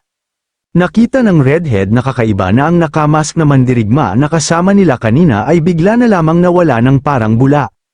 Tinitigan ni Memerd ang abot tanaw ng tahimik, na intriga sa mahiwagang kasanayan ng walang awang mandirigmang iyon. Sinuri niya ang estilo ng pakikipaglaban ng mandirigma, na pagpas siyang ito ay eksaktong kopya ng special forces ng kaaway. Naalala ng barbarian na ang paghawak ng palakol ng lalaking iyon ay sobrang pamilyar. Halos parang estilo ni Haring Aina. Sa pagsasama-sama ng mga pahiwatig, na-realize niyang iisa lang ang taong may kakayahang yun, ang maalamat na kandidato sa pagiging bida na si Ivan Petrovich. Tinanong ni Memard ang kanyang pamangkin kung naaalala niya ang isang lalaking nagngangalang Ivan, at masaya niyang kinumpirma ito. Pinuri niya si Tito Ivan, sinabing siya ay isang hindi kapani-pani walang mabait at magiliw na tao habang sabay silang naglalakad. Narinig ni Memard ang mga balitang pumanaw na si Ivan, ngunit na-realize niyang hindi niya ito nakilala dahil tumubo ito ng balbas. Bumalik sa ampunan, bamantong hininga ng matagal ang ating bida pagkatapos ng magulong araw na yon. Naisip niya kung gaano kapagod ang trabahong yun kumpara sa aktwal niyang nakuha. Kinumpirma ng sistema na ang unang escort mission para sa anak ng mandirigma ay natapos ng may ganap na tagumpay. Tumunog ang mga kampana ng simbahan ng ampunan, nag-anunsyo ng pagdating ng isa pang mahinahong umaga sa pasilidad. Binasa ni Ivan ang mga cleared mission reports, kinumpirmang ang batang Hermana ay nakarating ng ligtas. Tiningnan niya ang dalawa pang kandidato sa pagiging bida na malapit nang dumating, nagpas siyang hindi na siya kailangang mag-alala. Tiningnan ang mga ulat na nagpapakitang ang anak ng mage ay darating sa pamamagitan ng airship, habang ang isa pang disipulo ay nasa kabisera na. Naisip ng bida na kung mapipigilan niya ang dalawa pang pag-atake sa tren, ang tutorial ng laro ay sa wakas ay matatapos. May panulat sa kanyang bibig, sinimulan ng direktor ng ampunan na planuhin ang pinakamahalagang bagay na kailangan niyang gawin ngayon. Nagpasya siyang gumawa ng detalyadong wishlist ng lahat ng masasarap na pagkain na gusto niyang matikman pagbalik sa Earth. Tinawid ni Ivan ang kanyang top choice na kimchi stew, nagpas siyang isulat sa malalaking bold letters na mas gusto niya ang titakbaki. Nagsimula na siyang maglaway sa pag-iisip pa lang ng kakaibang lasa ng klasikong maanghang na ulam na inihahain sa mga food stall ng paaralan. Mahinang bamantong hininga ang direktor, sinabing gusto na niyang umuwi nang biglang may lumitaw na batang babae mismo sa bintana. Labis na nagulat si Ivan at mabilis na lumingon upang makita kung sino ang naglakas loob na pumasok sa kanyang pribadong opisina. Ang 17 anyos na blondeng si Priscilla ay ngumiti. Nabanggit na narinig niya siyang nagrereklamo tungkol sa kanyang paboritong pagkain. Lubos siyang nagulat sa katapangan ng dalaga, tinanong kung paano siya nakaakyat sa kanyang opisina, ipinagmalaki niyang nag-aral siya ng mabuti. Ngunit mahigpit na pinaalala ni Ivan na ang opisina na ito ay matatagpuan sa ikatlong palapag. Binalaan niya itong gumamit ng hallway sa susunod dahil ang pag-akyat sa panlabas na pader ng gusali ay sobrang mapanganib. Gayunpaman, may isang klasiko at sobrang sikat na laro sa lahat ng mga bata sa lumang ampunan na iyon. Ang layunin ay subukang lumapit ng palihim nang hindi napapansin ng mahigpit na direktor ang kanilang presensya. Palaging sinusubukan ng mga bata sa ampunan na sorpresahin ang bida sa pamamagitan ng paghagis ng kung ano-ano sa kanyang likuran. Ngunit ang matalas na instincts ng veterano ay sobrang lakas para gumana ang mahinang pag-ataking iyon. Nahuhuli niya ang anumang bagay na itinapon mula sa likuran nang hindi na kailangang lumingon pa. Dagdag pa rito, siya ay isang misteryosong lalaki na kayang hanapin ang bawat nagtatagong bata sa kanyang unang subok pa lang. Higit sa lahat, ang kanyang nakakatakot na presensya sa bakuran ay nag-iiwan sa mga bata na takot sa oras ng paglalaro. Itinataas ng direktor ang mga ulila sa pamamagitan ng kanilang mga kwelyo sa isang nakakatawang paraan habang sila ay naglalaro ng inosente. Sa kabila ng kanyang nakakatakot na anyo, si Ivan ay may magiliw na personalidad, na ginawa siyang kanilang paboritong kasama. Naisip niya na kung matututo ang mga batang iyon na lokohin ang kanyang mga pandama, magiging ganap na handa na silang harapin ang totoong mundo. Naniniwala siyang kaya na nilang pamahalaan ang kanilang sarili sa hinaharap. Nag-iiwan ng 2 linggo hanggang sa susunod na tren, ang bida ay nag-e-enjoy sa kanyang maikling panahon ng kapayapaan at ganap na kalayaan sa maaraw na bakuran ng ampunan. Ngunit ang lahat ng utopia na katahimikang iyon ay nawala sa isang madilim at maulan na gabi. Si Priscilla ay nauwi sa pagkuha ng mga mersenaryo at binalaan silang ang kanyang direktor ay babalatan sila. Nagalit ang mga kumuha sa kanya, tinanong kung saan natutunan ng batang babae na itago ng husto ang kanyang presensya. Ngumiti ang dalaga ng may kumpiyansa, inihayag ng walang pag-aalinlangan na ang kanyang kinatatakutang direktor ay si Ivan Petrovich. Nagtinginan ang mga kriminal ng naguguluhan, nagtataka kung narinig na ba nila ang pangalang Ivan Petrovich na iyon. Makalipas ang 1 segundo, bigla silang natawa, kinutya ang sobrang karaniwang pangalan na ibinulalas ng batang bilanggo. Tumawa ang kontrabida, Ipinaliwanag na ang Ivan Petrovich ay ang pinakakaraniwan at ordinaryong pangalan sa buong Krolv region. Biglang, isang nakakatakot na malamig na tinig ang tumawag mula sa anino, inutusan ng mga lalaki na manahimik agad. Isang misteryosong babae ang humakbang sa eksena ng may kalmadong mga yabag, nagtanong kung sino ang eksaktong binanggit nila. Umiiyak si Priscilla sa takot, naramdaman ng napakalaking pressure mula sa malamig na tingin ng bagong anino na figura. Iniunat ng babae ang kanyang kamay, ang kanyang pulang mga mata ay kumikinang ng matindi nang marinig ang pangalan ng direktor ng ampunan. Sa ampunan, isinuot ng veterano ang kanyang itim na coat, alam na ang kanyang pangalan ang trigger ng buong gusot na ito. Kinumpirma ng babaeng staff ang pagdukot kay Priscilla sa pamamagitan ng pag-iyak. At tumugon si Ivan na malinaw niyang naaalala siya. Siniyasat niya ang isang bakas na naiwan sa pinangyarihan. Alam na ang marka ay pag-aari ng isang lubhang hindi kanais-nais na tao, na-realize ng bida na kailangan niyang baguhin ang kanyang schedule upang makipagkita sa taong pinakaayaw niyang makita sa mundo. Nakita ng veterano ang pagdukot na ito bilang isang direktang tawag mula sa kanyang dating mentor noong digmaan. Naalala ni Ivan na ang elite cleanup squad na kanyang pinagsilbihan ay siya talagang gumawa nito. Ang matapang na babaeng yun ay nag-angkin na nagretiro na siya ngunit patuloy na lihim na nagpapatakbo sa underworld. Ang kanyang pangalan ay si Enrique, kilala bilang Shadow Blade, na namuno sa stealth operation sa mga anino ng kaharian. Bumaba si Ivan patungo sa timog na mga kanal sa ilalim ng lupa ng lungsod, hinahanap ang pasukan sa sekretong piitan ng kanyang mentor. Mas maikli sa 3 oras ang kanyang ginugol upang mahanap ang punong tanggapan ng kanyang dating mentor sa unang pagkakataon. Sa Central Square ng kabisera, nakatayo ang mga estatwa bilang parangal sa mga bayani ng digmaan at sa Diyosa ng tagumpay. Ngunit pagkatapos ng labanan laban sa Demon King, ang monumento ng walang pangalang bida ay mahiwagang naglaho. Walang masyadong nagmalasakit sa kaharian sa pagnanakaw ng estatwang yun sa gitna ng pampublikong liwasan. Ang dahilan ay nag-iwan ng malinaw na mensahe si Enrique na ang pagdadalamhati sa mga nahulog na bayani ay kanya lamang karapatan. Nakita ni Ivan ang ninakaw na monumento sa imburnal, alam na ang mga figurang iyon ay masyadong matalas para sa panahon ng kapayapaan. Itinuon niya ang kanyang tingin sa bato, maingat na sinuri ang inskripsyon na inukit sa ninakaw na funeral monument. Nakasulat doon na kahit makalimutan, ang kanilang kaluwalhatian ay walang hanggan. Bilang paggalang sa mga bayaning wala sa Krolv, yumuko ang bida ng may paggalang sa harap ng monumento ng buong katahimikan bilang tanda ng pagdadalamhati. Pinaalala ng sundalo sa kanyang sarili na huwag magdalamhati para sa mga naunang pumanaw sa brutal na larangan ng digmaan, alam na alam niyang sa lalong madaling panahon ay sasabay rin siya sa parehong hanay ng kanyang mga nahulog na kapatid. Biglang, ang mabigat na tunog ng pagbukas ng pinto ng bakal ay umalingaungaw sa mamasa-masa at madilim na piitan. Itinaas ni Ivan ang kanyang ulo, tiningnan ang napakalaking daanan na bumukas sa likod ng estatwa ng batong sundalo. Humakbang siya papasok sa marangyang silid, mabilis na lumingon habang nararamdaman ang pamilyar na presensya na naghihintay sa kanya doon.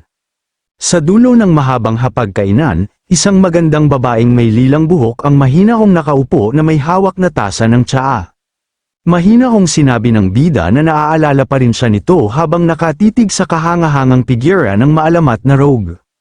Pabalang na sumagot ang babae. Tinanong kung ito ba ang kanilang unang pagkikita sa loob ng 7 taon, siya si Enrique, ang dating rogue ng Heroes Party, na magiliw na tinatawag ang sundalo na, maliit na Ivan, siya ay isang siglong gulang na vampire na pumatay sa kanyang sariling lahi at kumuha ng hindi mabilang na buhay sa ilalim ng mga lihim na kontrata. Higit pa rito, siya ang napakatalino na isip sa likod ng cleanup squad, na nagsilbing minamahal na Grandmaster ni Ivan. Pinanood ni Enrique ang kanyang dating estudyante ng may tusong ngiti, napansing hindi man lang nito nahawakan ang kanyang tasa ng kape. Sumagot ang veterano na wala siyang pakialam kung lumamig ito dahil sa kanyang sariling bayan ay umiinom naman sila ng iced coffee. Diretso siyang nagtanong tungkol sa kinaroroonan ni Priscilla at tumawa ang rogue na hindi raw nagbabago si Ivan. Tinitigan ng bida ang kanyang mentor at hiniling na itigil na ang hindi kinakailangang pagiging mapanganib na pumupuno sa silid. Ipinakita ni Enrique ang kanyang matatalas na pangil ng vampire at sinabing may paghamak na ang posturang iyon ay nagpapahina sa kanya. Nagulat ang bida at ipinatong ang kanyang kamay sa kanyang palakol habang nararamdaman ang biglaang pagbabago sa atmosfera ng silid. Tinanong siya nito kung nakalimutan na ba niya ang kanyang aral, na nagsasaad na ang pagiging mapanganib ay eksklusibong katangian ng mga biktima. Binalaan ng vampire na hindi pa niya kinakagat ang batang babae, ginagarantiya na ito ay nasa ganap na ligtas na lugar. Naramdaman ni Ivan ang nakakasakal na kill intent, nakitang gumuhit sa kanyang isipan ang isang higanteng pulang ahas na pumulupot sa kanya. Hiniling ni Enrique na malaman kung ano talaga ang kanyang pakay sa pagtitipon at pagsasanay sa mga ulilang yon. Ang nakakatakot na aura na hugis pulang ahas ay lumutang sa silid, pinipilit ang sundalo na ibunyag ang kanyang mga plano. Galit niyang hiniling ang isang tuwirang sagot tungkol sa kanyang tunay na motibo sa pagbubukas ng ampunang yon. Naakala ng rogue na gusto lang nitong alagaan ang mga bata pagkatapos magretiro, at nakita niyang sobrang cute ng ugaling yon. Gayunpaman, ang makita ang isa sa mga ulilang yon na kumilos tulad ng isang elite pro operative sa kanyang sariling bakuran ay nagpaalerto sa kanya. Tinitigan niya ito, tinanong kung ang lahat ng matapang na galaw na yon ay isang direktang deklarasyon ng digmaan. Lubos na sineseryoso ng vampire ang kanyang dating estudyante.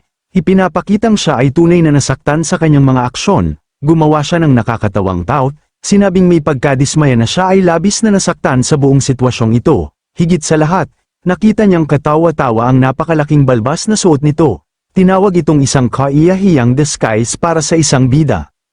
Naguluhan ang sundalo sa kanyang di matatag na ugali, alam na wala siyang kahit anong intensyon na lumaban. Tinitigan siya ni Ivan ng malalim, nagtataka kung gaano karaming impormasyon ang dapat niyang ipaliwanag sa babaeng ito. Naalala niya na ang kaharian ay tila payapa pagkatapos ng digmaan, ngunit panloob na nahati dahil sa korona. Ang tanggalang pampulitika ay naghati sa Crown Prince na gusto ng digmaan at Prinsesa Elizabetha na gusto ng kapayapaan. Upang maiwasan ang mga alitan, gumamit si Elizabetha ng mga operatiba na nagpanggap na patay upang protektahan ang mga bida sa universidad.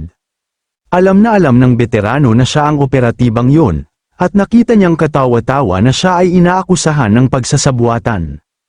Alam niyang alam ni Enrique ang kanyang misyon, kaya nagtaka siya kung bakit nito hinihiling ang mga detalye ng kanyang mga plano. Nagsimulang maghinala ang sundalo na ang kanyang dating mentor ay maaaring lihim na nakapanig sa Crown Prince.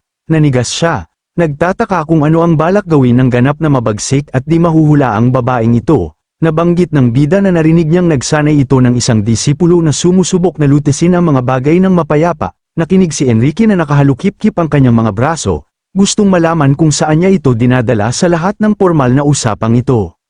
Ipinaliwanag ni Ivan na ang kanyang kliyente ay nagkaroon ng interes sa dalaga at malaking kawalan kung ito ay masaktan.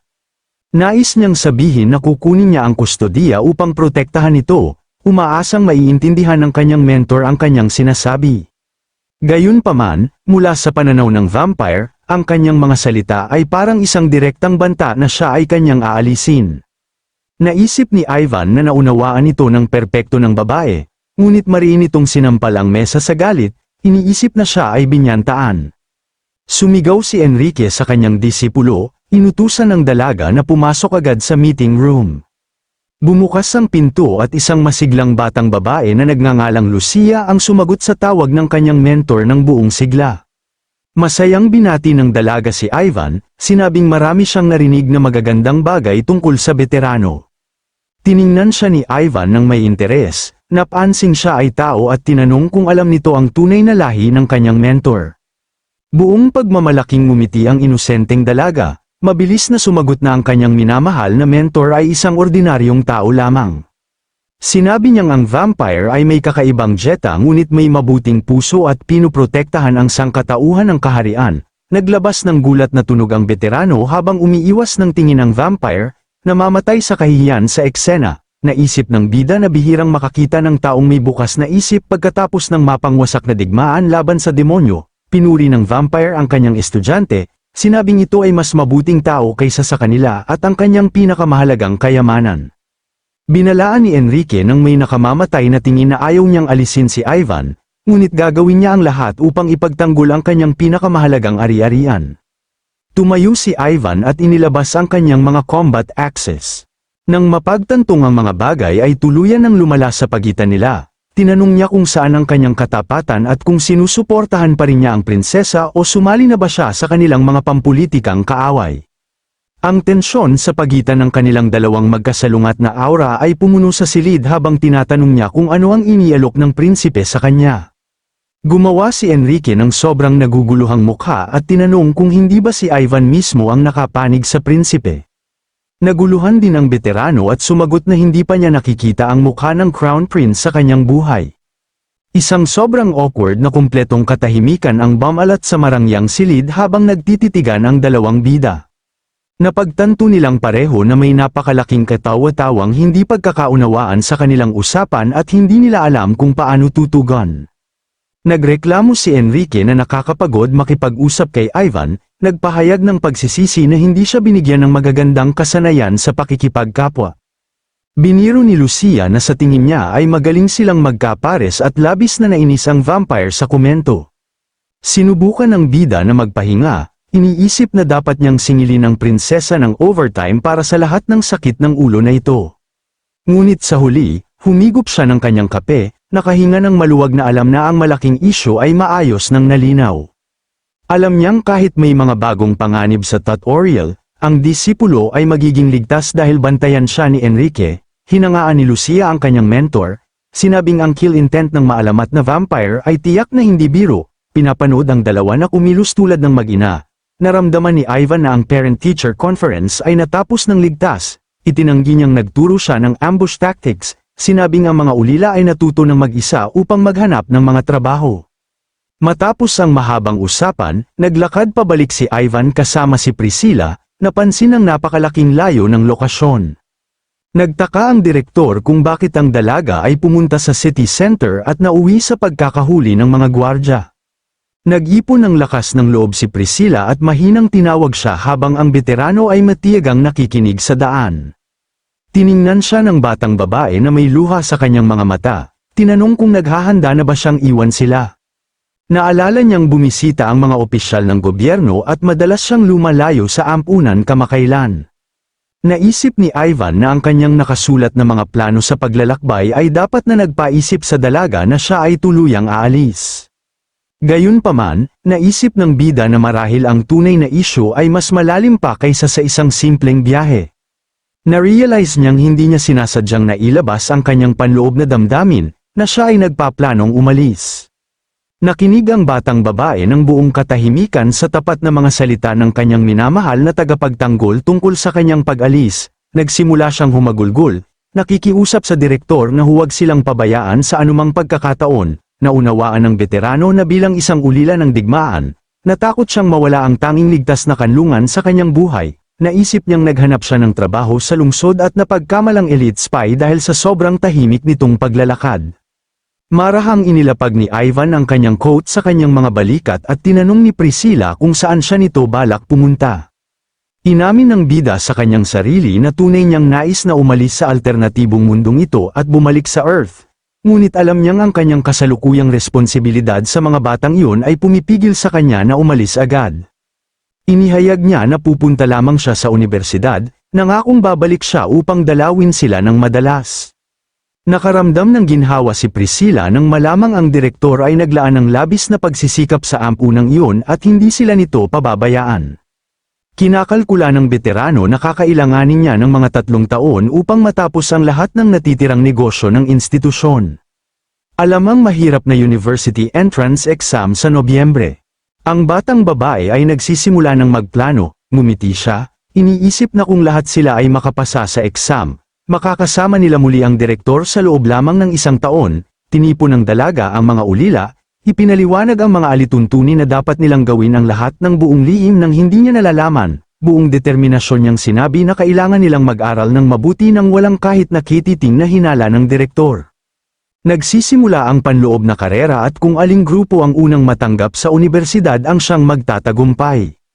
Buong-buo itinapon ng lahat ng mga ulila ang kanilang sarili sa isang nakababaliw na routine ng pag-aaral habang iniisip ng direktor na ang lahat ay mahinahon. Ang misyon na panatilihing ligtas si Cadiz ay opisyal nang natapos ng may ganap na tagumpay ng ating mahusay na bida. Ang ikalawang misyon na kinasasangkutan ng disipulo ni Enrique ay matagumpay ding natapos ng bida. Tinitigil niya ng may pag-iisip, alam na ang kanyang susunod na hamon ay napakalapit ng magsimula sa tren. Isang kahangahangang steam train ang mabilis na bumibiyahe sa Riles, bumabagtas sa mga berdeng bukid ng rehiyong yun, lumipat ang kamera sa isang sobrang makintab at pinakinis na pilak na espada na nakapatong sa loob ng bagon ng tren. Isang magandang blondeng babae na nagngangalang Isabel ang nanunood sa tanawin sa bintana ng tren, hawak ang kanyang sandata. Siya ang mapagmataas na anak ng isang maalamat na bida na naglalakbay patungo sa prestihiyosong unibersidad. Samantala, isang nakakatakot na anino na halimaw ang nagtatago sa sanga ng puno, binabantayan ng isang tolda na nakaset up sa loob ng kagubatan. Sinaktan ng wild hair ang mga kaaway ng brutal sa pamamagitan ng sorpresa. Alam na ang kanyang squad ay kumikilos tulad ng isang assassin unit, isang napakalaking sinag ng liwanag ang pumutok, winasak ang lahat sa kagubatan, kinutya ang pangangailangan ng palihim na galaw. Si Gilbar ay may ngiting puno ng kumpiyansa, ipinagmamalaki na nakagawa muli ng isang napakagandang surprise attack.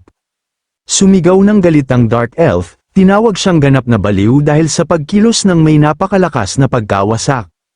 Nagreklamo siya na maaari rin naman siyang tumakbo nang sumisigaw sa buong mundo na ang hero ng kaharian ay naroon mismo.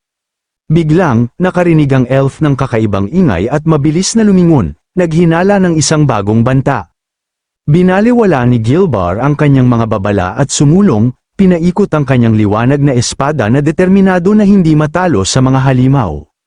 Isang kahangahangang pagpapakita ng mga kumikinang na hagupit ang Samire sa higanteng halimaw, nag-iwan sa elf na ganap na walang masabi. Komento niya na ito ay magandang warm-up, ngunit nagpanik ang dalaga nang mapansing ang kanyang pulso ay nabali, mahinahong humingi ng medikal na tulong ang sugatang mandirigma habang ang healer ay lumubog sa magic circle. Pagod na pagod, ang Barbarian King ay nagpakawala ng isang sarkastikong tawa gamit ang kanyang matatalas na ngipin. Naghahanda na magpakita. Umungal siya na ang mga taga-drone ay nabubuhay upang mag-iwan ng kanilang marka sa mundo habang ang kanyang mga kaalyado ay nakikiusap na tumigil na siya. Ang night ay hindi kapani-pani, walang nakakatakot at mapayapa sa ibabaw ng higanteng batong bundok sa Krolv. Ngunit sa isang mapaminsalang pag-ugoy ng kanyang palakol, hinati ng mga barbarian ang malaking batong bundok na iyon sa dalawa. Ang pagsabog ay nagpakawala ng isang napakalaking pulutong ng mga halimaw na sumabog mula sa pugad. Nagalit tulad ng mga putakti na umaatake sa lahat, malinaw na naaalala ni Ivan ang katawa-tawang pagtakas na iyon upang makalayo sa hukbo ng Demon King at sa kanyang mga general. Nang gabing iyon, isang napakatalino na bituin ang kumikinang ng maliwanag, hamati sa madilim na kalangitan sa ibabaw ng larangan ng digmaan. Ang maalamat na hero na si Maxim Leon ay buong pagmamalaking itinuro ang langit, inangkin ang kredito para sa napakagandang tagumpay na iyon. Ngumiti siya ng maliwanag, sinabing hinati niya ang kalangitan, at yun mismo ang uri ng tao siya. Tinutuya siya ng mandirigmang si Gilbar na mas marami pa ang kanyang hinati, habang si Inar ay nagyabang na hinati niya ang bundok. Nagtalo si Einar tungkol sa mga hugis ng mga bagay. Ngunit sinabihan siya ni Enrique na tumahimik at itigil ang pagpapanggap na matalino. Ang Heroes Party ay isang literal na grupo ng mga baliw, at ang pangunahing hero mismo ang pinakabaliw sa kanilang lahat. Gayunpaman, sa kabila ng pagiging ganap na baliw, ang hero ay ang bituin na kumikinang ng may pinakamalakas na liwanag sa lupa. Pagod na pagod si Ivan sa pag-alala na ang hero ay nang ahas na hatiin ang kalangitan sa gabi ng walang maliwanag na dahilan. Inamin ni Maxim Leon kalaunan na ginawa niya lamang ito dahil gusto niyang makita ang mga bituin, kaya naman hindi siya nagustuhan ni Ivan. Tinalo ng lalaking yun ang Demon King 4 na taon na ang nakakalipas at naglaho sa mundo ng walang bakas ng komunikasyon, kahit na naaalala ng lahat ang alamat ng hero, unti-unting nakakalimutan ng mga tao ang taong nagngangalang Maxim Leon. Sa loob ng bagon ng tren, ang baguhang operatiba ay nagtatanong habang pinagpapawisan ng malamig kung ang veterano ay naabala sa kanilang presensya. Dahan-daang lumingon si Ivan at sumagot ng may nakakatakot na tono na ang nakakaabala ay ang lahat silang nagsisiksikan doon. Bamantong hininga ng pagod ang veterano, na-realize na isang napaka-nakairitang sitwasyon ang biglang sumulpot sa tren. Naalala niya noong bumalik siya mula sa kanyang huling misyon at ang kanyang kontak sa gobyerno ay nagulat sa katumpakan ng datos. Hawak ng operatiba ang kanyang mga kamay ng may paghanga, hinahangaan kung paano niya nahulaan ang eksaktong lokasyon at petsa ng ambush. Nag-alok siya ng counterintelligence team ng 5 ahente upang tulungan siya sa kanyang susunod na patrol assignment.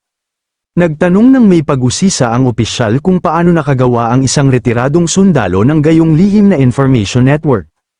Hinulaan lang ni Ivan ang pag-atake batay sa mga story tropes.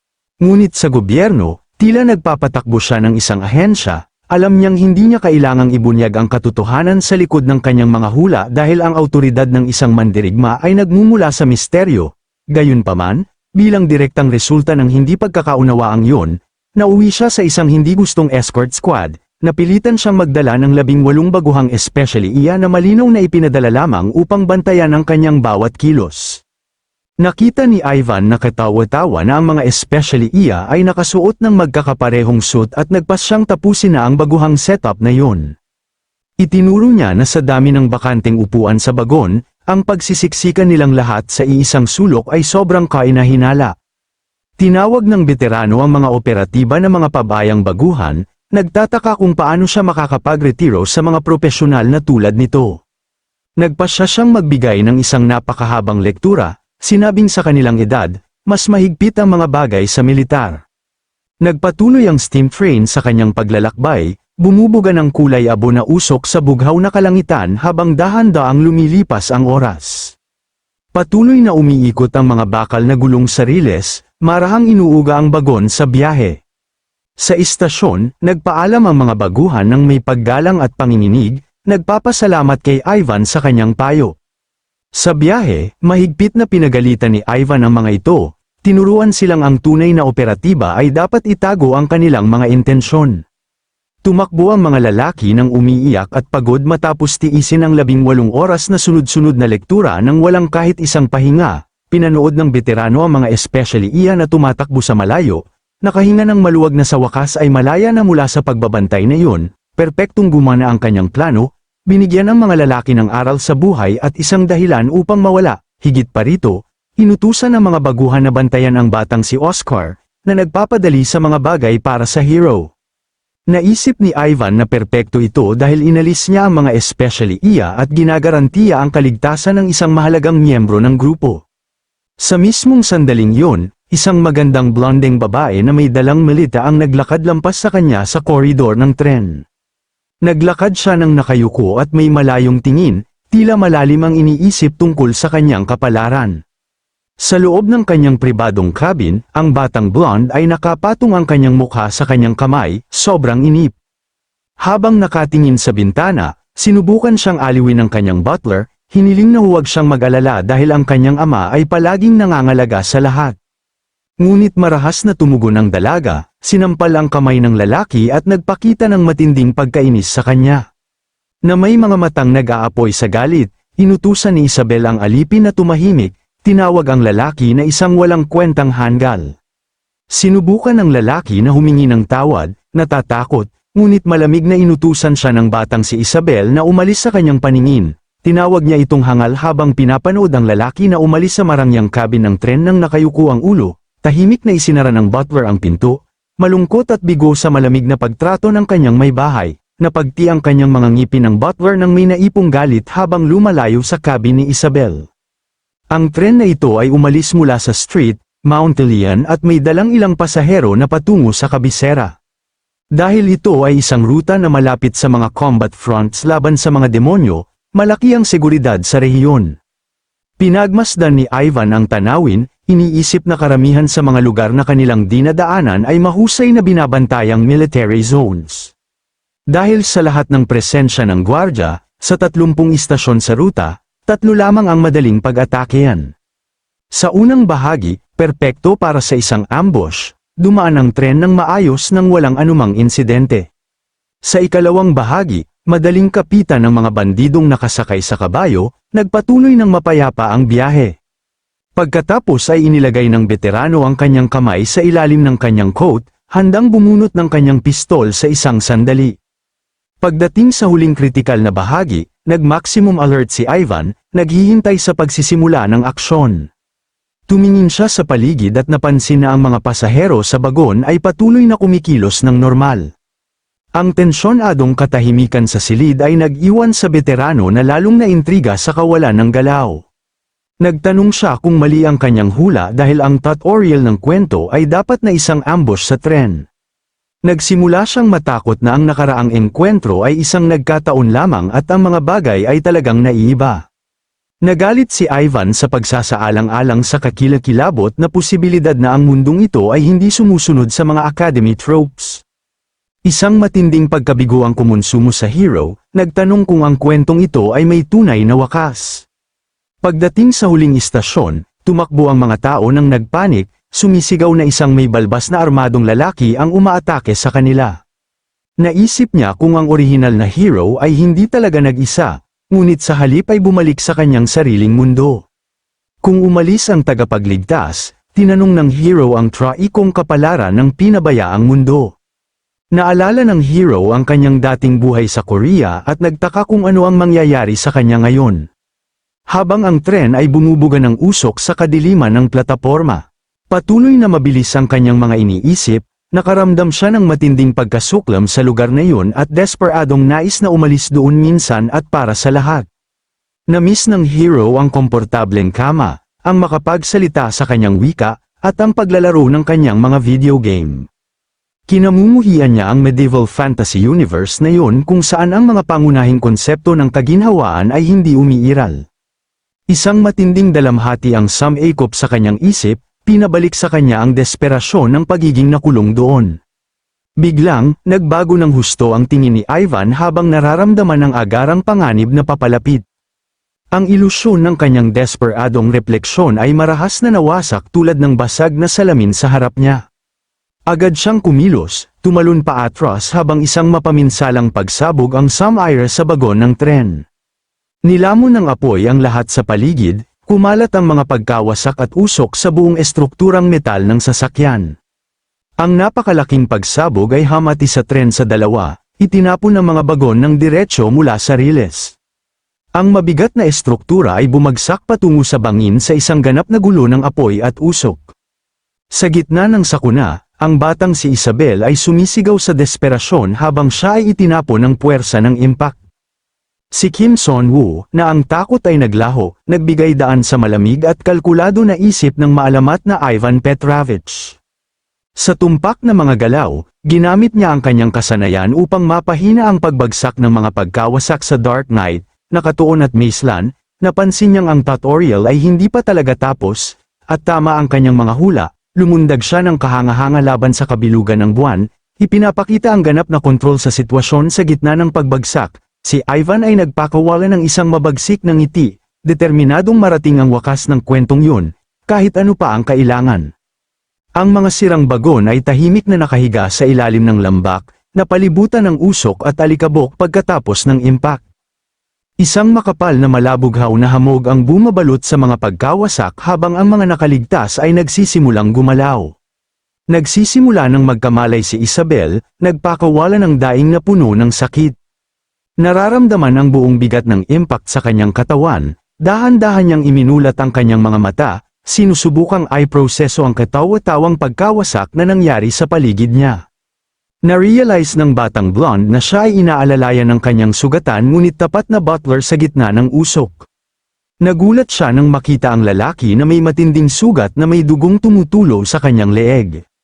Ginamit ng butler ang kanyang natitirang lakas upang protektahan siya kahit na nasa bingit na ng pagkawala ng malay. Naalala ni Isabel kung paano niya palaging ginagamot ang alipin ng may matinding kayabangan at lamig sa bawat pagkakataon. Hindi niya maintindihan kung bakit ang lalaki ay magsasakripisyo ng labis para sa isang taong patuloy na nagpapahiya sa kanya.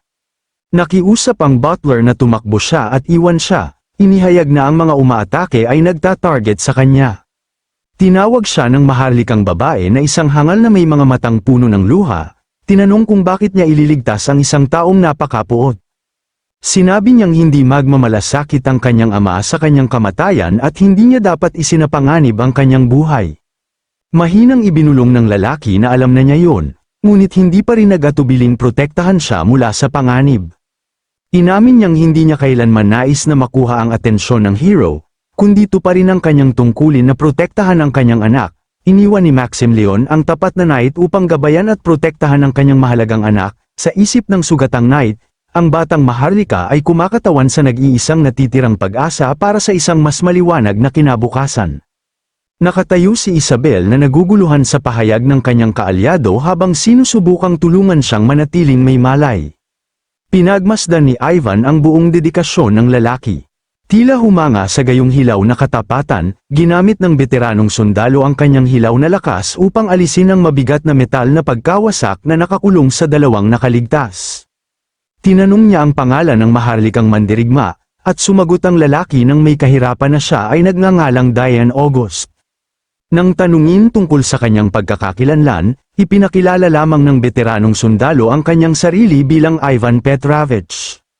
Tinanong ni Ivan kung gusto ng lalaki na mabuhay, at sumagot ang binata na may hingal na gagawin niya ang lahat upang mabuhay. Mabilis na binuksan ng veteranong mandirigma ang vial ng kanyang espesyal na healing potion upang simulan ang paggamot. Hinawakan niya ang maalamat na berdeng potion, seryosong binalaan na ang proseso ng paggaling ay magiging lubhang masakit. Sa kabila ng halos hindi matiis na sakit, buong tapang na tiniis ni Diane August ang epekto ng potion sa pamamagitan ng lakas ng kanyang kalooban. Ang pagdurusa ay sobrang katawa-tawa kaya ang binata ay nagmakaawa ng kamatayan, nangakong aaminin ang lahat ng kanyang mga lihim. Sumigaw siya ng walang kontrol, iniwan ng batang si Isabel sa ganap na pagkabigla habang nasasaksihan ang nakakatakot na eksena. Sa gitna ng masakit na delirium, mariing sinumpa ni Diane si Isabel. Ibinuhos ang kanyang tunay na mga hinaing laban sa kanya, matapos ang pagsabog at isang malakas na sampal mula sa dalaga, sa wakas ay nawala ng malay ang knight na may namamaga at namumulang pisngi, ang kakilakilabot na sakit at ang sampal ay nagdulot ng pag-urong ng pag-iisip ng lalaki, tinawag ang kanyang ina tulad ng isang bata. Binalaan ni Ivan na ang mga kaaway sa bundok ay bumababa, inutusan ng dalaga na buhatin ang sugatang lalaki. Inilabas ng matapang na si Isabel ang kanyang kumikinang na espada, buong determinasyong sinabing siya rin ay may kakayahang lumaban. Gayunpaman, ang kanyang nanginginig na mga kamay ay nagtataksil sa takot at kahinaan na kanyang nararamdaman sa harap ng paparating na labanan. Pinuri ng veterano ang kanyang tindig, ngunit sinabing hindi na ito kinakailangan, at nagreklamo ang dalaga tungkol sa kanyang kawalan ng pormalidad. Napansin niyang minana niya ang mahirap na personalidad ng kanyang ina, at nagulat na tinanong ng dalaga kung kilala niya ang kanyang ama. Binago niya ang paksa, sinabihan ang mga nakaligtas na magsindi ng apoy upang uminit mula sa matinding lamig ng gabi. Tinanong ni Isabel kung siya ay haharap sa panganib ng mag-isa nang hindi man lang alam kung sino ang mga misteryosong mananakop. Ang batikang mandirigma ay mahinahong naglakad patungo sa madilim na kagubatan, nagpapakita ng lubos na kumpiyansa sa kanyang mga galaw. Matatag niyang inulit na ang mga detalye ng labanan ay hindi alalahanin na kailangan niyang dalhin sa sandaling ito. Sa ilalim ng nakatatakot na kabilugan ng buwan, naalala ng veterano ang military doctrine tungkol sa palaging paghahanda sa pinakamasamang posibleng sitwasyon. Alam niyang sa totoong labanan, ang pinakasimpleng panuntunan ng kaligtasan ay may malaking pagkakaiba. Ang kaaway ay palaging susubok na umatake sa pinakamalupit at magulong paraan upang mabigla ang mga target. Ang default na plano ng mga mananakop pagkatapos mag-derail ng tren ay ang walang awang paghabol sa mga tumatakas na nakaligtas. Upang maiwasan ang pinakamasamang sitwasyon, ginamit ni Ivan ang taktika ng paglalagay ng mga biktima sa bukas na lugar kung saan sila makikita. Nang makita ang apoy, binago ng squad ng kaaway ang kanilang diskarte, itinigil ang paghabol upang palibutan ang maliwanag na lugar. Habang gumagalaw ang mga kalaban upang palibutan ang apoy, sinamantala ni Ivan ang perpektong sandali upang kontra-atake. Ang mga sundalo ng kaaway ay tumakbo ng may kumpiyansa na may dalang mga sulo, walang kamalay-malay sa nakamamatay na bitag sa unahan, malamig na nag-aim si Ivan sa kanilang direksyon, determinadong maging ang pinakamasamang bangungot para sa mga mananakop na yun. Inilagay ng dalubhasang marksman ang kanyang daliri sa gatilyo, handang magpakawala ng mapaminsalang atake sa grupo. Ginamit niya ang precision technique ng kanyang dating unit upang makapag-landing ng perpektong long-range shots. Biglang, isa sa mga mananakop ang tinamaan ng nakamamatay, iniwan ang kanyang mga kasama sa ganap na pagpanik sa lugar. Isa pang sundalo ang nasugatan sa kagubatan habang ang iba ay sumisigaw ng desperado na sinusubukang makita ang bumaril. Sinamantala ang distraksyon na dulot ng mga putok, marahas na sumugod ang veterano sa mga anino ng kagubatan. Sa gitna ng kadiliman ng kagubatan, ang mga sulong ng kalaban ay nagsilbing perpektong target para sa kanyang pag-atake. Biglang sumulpot si Ivan, iniugoy ang kanyang kinatatakutang palakol, tinatapos ang mga kalaban ng may tumpak at brutal na mga atake. Sinubukan ng isa sa mga kaaway na lumaban ng desperado, itinutok ang kanyang baril at sumigaw ng galit sa hero. Hinarang ng maalamat na mandirigma ang pag-atake ng may sobrang liksi. Hinuberan ng kalaban ang kanyang sandata sa parehong sandali. Sa malamig at kalkuladong mga galaw, neutralisado ni Ivan ang isa pang nagbabantang kalaban nang walang binigay na pagkakataong depensahan, matapos ang mabilis at mahusay na pagwawasak, mahinahong isinasauli ng hero ang kanyang matalas na sandata sa kanyang sinturon, huminga siya ng malalim, tiningnan ang lahat ng katawan ng mga umaatake na nakakalat sa mamasamasang sahig ng kagubatan. Alam ni Ivan na ang stealth combat style ng kanyang dating unit ay walang kapantay sa pagharap sa mga nakakalat na grupo. Ang kahangahangang estratehiyang ito ay nagpapahintulot sa isang solong veteranong mandirigma na bitagin ang isang buong squad ng mag-isa. Sa kampo, natanggap ng leader ng kaaway ang kakilakilabot na balita na ang kanyang mga scout ay pinatay ng mga palakol. Ang Demon Centurion na si Ipelos ay nagmuni-muni ng may pagkaintriga. Nagtataka kung siya ay humaharap sa isang highly specialized elite force. Nakinig si Ipelos ng mabuti sa malalayong putok ng baril na tila nagmumula sa kanluran at hilaga ng kagubatan. Napansin ng demonyo na ang mga putok ay papalapit, nagtataka kung alam ng marksman ang kanilang eksaktong lokasyon. Upang subukan ang kanyang nakakatakot na teorya, mariing inutusan ng Centurion ng sundalo na ibigay ang kanyang baril. Itinaas niya ang pistol at nagpaputok ng isang malakas na putok, iniwan ng scout sa tabi niya na nagulat, iminulat ng veteranong Centurion ang kanyang mga mata.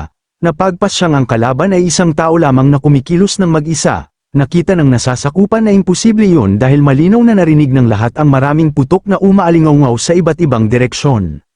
Samantala, sa gitna ng madilim na kagubatan, isa sa mga sundalo ang natisod sa isang manipis, halos hindi nakikitang tripwire. Ang trip ay nag-trigger ng isang pistol na nakatali sa isang puno na agad na pumutok, inihayag ang masusing bitag ni Ivan. Umuungal si Ipelos ng galit, na-realize na ang bawat tunog na narinig kanina ay nagmula sa mga baril ng kanyang sariling mga nahulog na tauhan. Ang scout ay tuluyang namutla at nagulat, naunawaan ang henyo at malupit na kalikasan ng taktikang gorilya na yun, nang walang oras para sa reaksyon, tahimik na lumabas si Ivan mula sa mga anino, sinaktan ang mandirigma ng napakabilis. Na-realize ng kontrabida na sinubak ng hero ang kanyang combat awareness, gamit ang mga putok ng baril bilang perpektong pain mula pa sa simula. Nagtanong ang sundalo kung ang anak ng hero ay may kakayahang magplano ng isang bagay na napakatalino at nakakatakot ng mag-isa. Naalala ni Ipelos ang katawa-tawang lakas ng yumaong hero, naisip na ang kanyang anak ay dapat ding isang ganap na halimaw. Inutusan ng Centurion ang lahat ng tropa na magtipon agad sa kagubatan upang habulin ang intruder minsan at para sa lahat, binalaan niyang siya ay kikilos ng hiwalay, iniwan ang kanyang nasasakupan na medyo nagulat sa mapanganib na pagpipiliang yun. Isang malungkot na ibon ang lumipad sa ilalim ng madilim na kalangitan habang isa pang marahas na bangga ang umalingaw sa kalawakan ng tensyonadong gabing yun. Sa kampo, ang mga nakaligtas na sibilyan ay nanginginig sa takot sa paligid ng apoy, nagdadalamhati na ang kamatayan ng lahat ay hindi maiiwasan. Sinusubukan ni Isabel na patatagin si Diane August, na patuloy na nagdadeliryo at tumuturo at tumatawa sa apoy tulad ng isang bata. Biglang, ang kapansin-pansing berdeng mga mata ng batang si Isabel ay napadilat ng husto habang nararamdaman ang napakalakas na presensya na papalapit. Ang nakakatakot na Demon Centurion ay lumabas ng kahanga-hanga sa harap ng campfire. Kumalat ang puro takot sa mga sibilyan, formal niyang ipinakilala ang kanyang sarili bilang isang dating Imperial Infantry Centurion, may dalang napakalaking madilim na espada, na may uhaw sa dugo na tingin, hiniling ng Demon Warrior na malaman kung ang batang blonde ay tunay na anak ng sikat na hero. Sa ilalim ng malamig na liwanag ng buwan, Isang nakamamatay na katahimikan ang bumabalot sa lambak, naghahanda sa simula ng isang hindi maiiwasang pagtutuos. Samantala, sa madilim na kagubatan, mabilis na kinakalkula ni Ivan na ang kabuuang puwersang ipinadala upang habulin siya ay 50 sundalo. Mahigpit na hinawakan ng veterano ang kanyang palakol, ganap na nababalutan ng dugo matapos ang brutal na mga pagtutuos laban sa mga scout. Pinunasan niya ang pawis sa kanyang mukha, mahinaong napagpas siyang nagawa niyang neutralisahin ang halos buong puwersa ng kaaway sa kagubatan.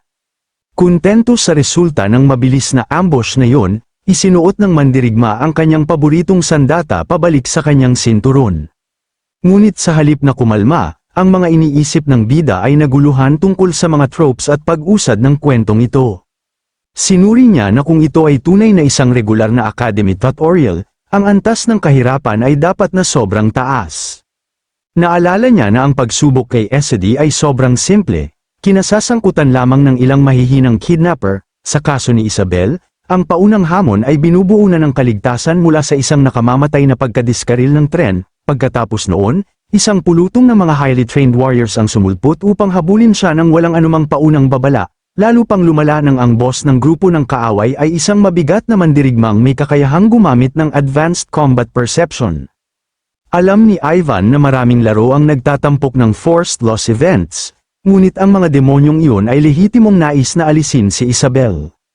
Ang gayong hindi patas na pangyayari ay magkakaroon lamang ng saysay kung ang isang malakas na support character ay nakascript upang tumulong sa kanya.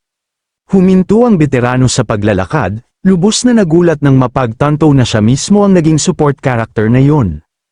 Nagtanong si Ivan kung ang kanyang pag-iral ay bilang pangalawang karakter lamang na walang kahalagahan sa balangkas.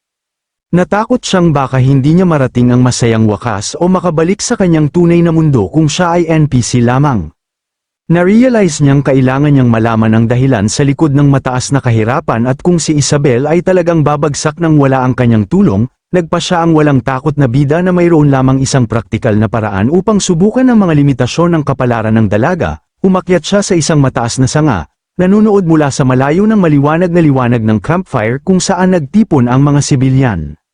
Sa clearing, tinitigan ni Ipelo si Isabel, inamin na gumawa siya ng masusing plano upang harapin ang anak ni Maxim Leon. Ang nakakatakot na kalaban ay nagpakawala ng sadistikong ngiti, malupit na sinabing ang dalaga ay talagang katawa-tawang mahina, kahit nasugatan at pagod. Tumanggi si Isabel na umatras, naghahandang lumaban para sa kanyang buhay hanggang sa huli. Malamig na pinanood ni Ivan ang eksena mula sa mataas na sanga ng puno, determinadong huwag makialam sa labanan sa anumang pagkakataon. Sumugod ang batang si Isabel nang may mabilis na atake na madaling hinarang ng espada ng demonyo. Kinutya ng Centurion ang kanyang pamamaraan, sinabing siya ay kumikilos tulad ng isang hanggal na estudyante na kabisado lang ang mga combat manuals. Mahigpit na napapikit ang mga ngipin, sinabihan ni Isabel ang kalaban na tumahimik habang sinusubukang mapanatili ang balanse sa pagtutuos. Ang mga nakaligtas ay nawalan ng pag-asa, nakikita ang anak ng tagapagligtas ng sangkatauhan na madaling nangingibabaw, kinutya siya ng Centurion, sinabing ang swordplay ay para sa pagsaksak ng bakal sa laman at ang kanyang mga atake ay walang silbi, nilibak niya ang katotohanang ang anak ng isang maalamat na bida ay hindi kailanman nakaranas ng tunay na labanan. Dahil sa sobrang galit, sumigaw si Isabel, sinabihan ang kontrabida na tumahimik, sumugod ng may panibagong determinasyon sa kanyang mga mata. Gayunpaman, ang marahas na pagbangga ng mga sandata ay nagdulot ng paglipad ng espada ng dalaga sa kadiliman. Walang sandata at ganap na walang magawa, lumuhad ang dalaga habang itinuturo ng demonyo ang kanyang malaking talam sa kanya. Nilibak ni Ipelos ang pagkawala ng kanyang mahahalagang sundalo sa isang labanang natapos ng napakabilis. Kinutya niya siya, sinabing hindi niya maprotektahan ang sinuman, at tinanong kung mayroon siyang huling mga salita bago pumanaw. Ibiniti ng batang blonde ang kanyang ulo ng malungkot, naaalala ang napakalaking bigat ng pagdadala ng titulo ng anak ng bida, sa kanyang mga iniisip, naalala niya ang lumang payo, na nagsasabing huwag niyang pilitin ang kanyang sarili na maging isang bida, naalala niya na ang tunay na bida ay hindi tinutukoy ng katawa-tawang kapangyarihan, kundi ng hindi matitinag na tapang. Sa alaala, binigkas ni Diane August ang sagradong mga salita ng Knight's Oath na kanyang ginawa mahigit isang dekada na ang nakalilipas. Ipinaliwanag niya na ang tunay na knight ay hindi dapat subukang maging bida, kundi tanggapin ang kanilang sariling kahinaan. Kahit na nawala na ang kanyang isip mula sa sakit ng paggamot, ang lumang panata na iyon ay nanatiling buhay sa kanyang puso. Ang pangunahing panuntunan ng kaharian ay ang ilagay ang sarili sa kalagayan ng walang magawa at tingnan ang mundo sa pamamagitan ng kanilang mga mata. Sa wakas ay tinanggap ni Isabel ang payo ni Diane, tapat na inamin sa kanyang sarili na siya ay tunay na mahina. Nang ihagis ng demonyo ang nakamamatay na pag-ugoy, ginamit ng dalaga ang kanyang kahinaan bilang kalamangan, dumulas sa ilalim ng talam. Alam niya na ang tunay na dahilan upang humawak ng espada ay ang wastong protektahan ang mga hindi kayang ipagtanggol ang kanilang sarili. Pinanood ng mga nakaligtas ang eksena ng kinakabahan, desperadong nanalangin na magawa ng batang babae ang imposible. Nagulat si Ipelos sa hindi inaasahang liksi ng dalaga, kumikilos tulad ng isang tunay na knight. Hinawakan ni Isabel ang hawakan ng kanyang nahulog na espada gamit ang dalawang kamay. Nag-channel ng lahat ng kanyang natitirang lakas sa iisang galaw na yun. Sa isang mapagpakumbaba at tumpak na atake, naghatid siya ng isang perpektong counter-attack na tumusok sa dibdib ng makapangyarihang centurion. Pinanood ng mga refugee ang hindi kapani-paniwalang pagpapakita ng tapang, hindi makapaniwala sa nangyari na may maliwanag at kahangahangang tingin. Itinaas niya ang kanyang espada, marangal na tinupad ang kanyang tungkulin na protektahan ang mga tao doon. Isang pagsabog ng malabughaw na liwanag ang pumuno sa clearing habang tinatapos niya ang pagtutuo sa isang ganap na kamanghamanghang paraan. Tinamaan ng malakas na hagupit ang Demon Centurion, na bigong makabuo ng anumang reaksyon laban sa pag-atake ng dalaga.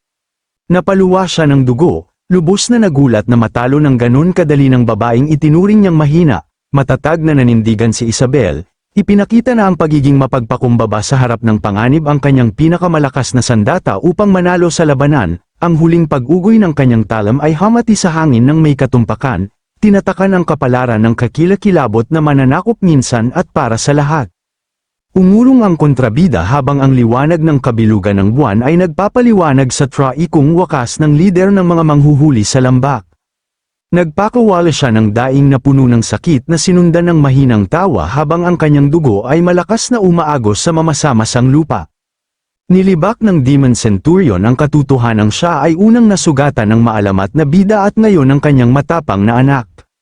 Walang sapat na lakas upang manatiling nakatayo, lumuhad ang malakas na kalaban sa harap ng dalagang humihingal. Tinitigan niya ito ng buong kaseryosohan. Matatag niyang idineklara na hindi siya lumalaban dahil lamang sa siya ay anak ng tagapagligtas. Buong pagmamalaki niyang sinabi na ang kanyang pangalan ay Isabel at ang kanyang kapangyarihan ay nagmumula sa kanyang sariling mga paniniwala at pinagmulan. Tinanggap ng demonyo ang kanyang pagkatalo sa isang huling bulong bago bumagsak na walang buhay sa maalikabok na lupa ng kampo. Nararamdaman ang buong bigat ng pagkapagod na naipon sa kanyang katawan, sa wakas ay nagpahinga ang batang si Isabel, sumandal sa kanyang espada, sa kabila ng pagiging ganap na pagod at sugatan, isang malambot at tunay na ngiti ng kaginhawaan ang sumulpot sa mukha ni Isabel, nagdiwang ang mga nakaligtas sa pag-iyak ng kaligayahan, magkayakap sa pagtakas sa tiyak na kapahamakan ng gabing iyon. Biglang, narinig niya ang isang pamilyar na tinig na pumupuri sa kanyang magandang trabaho at mabilis na lumingon.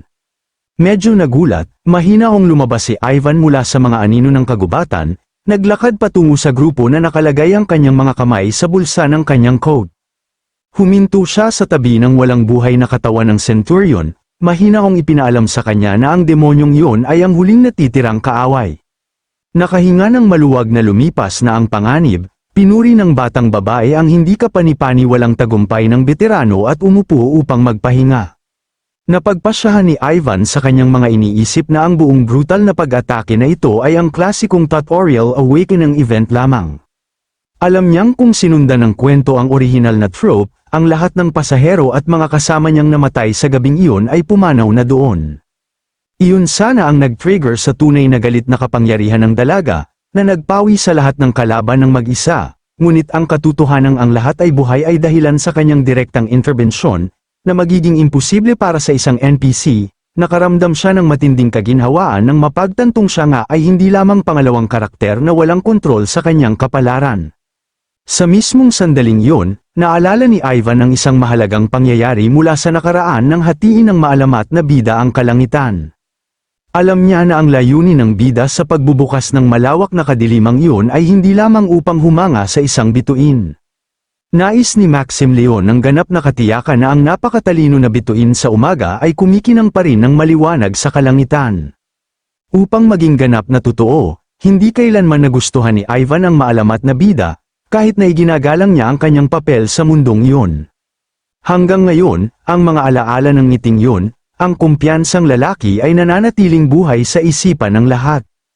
Tinitigan ni Ivan si Isabel, napansing ang kinang at determinasyon ng bida ay kumikinang pa rin sa pamamagitan ng kanyang anak.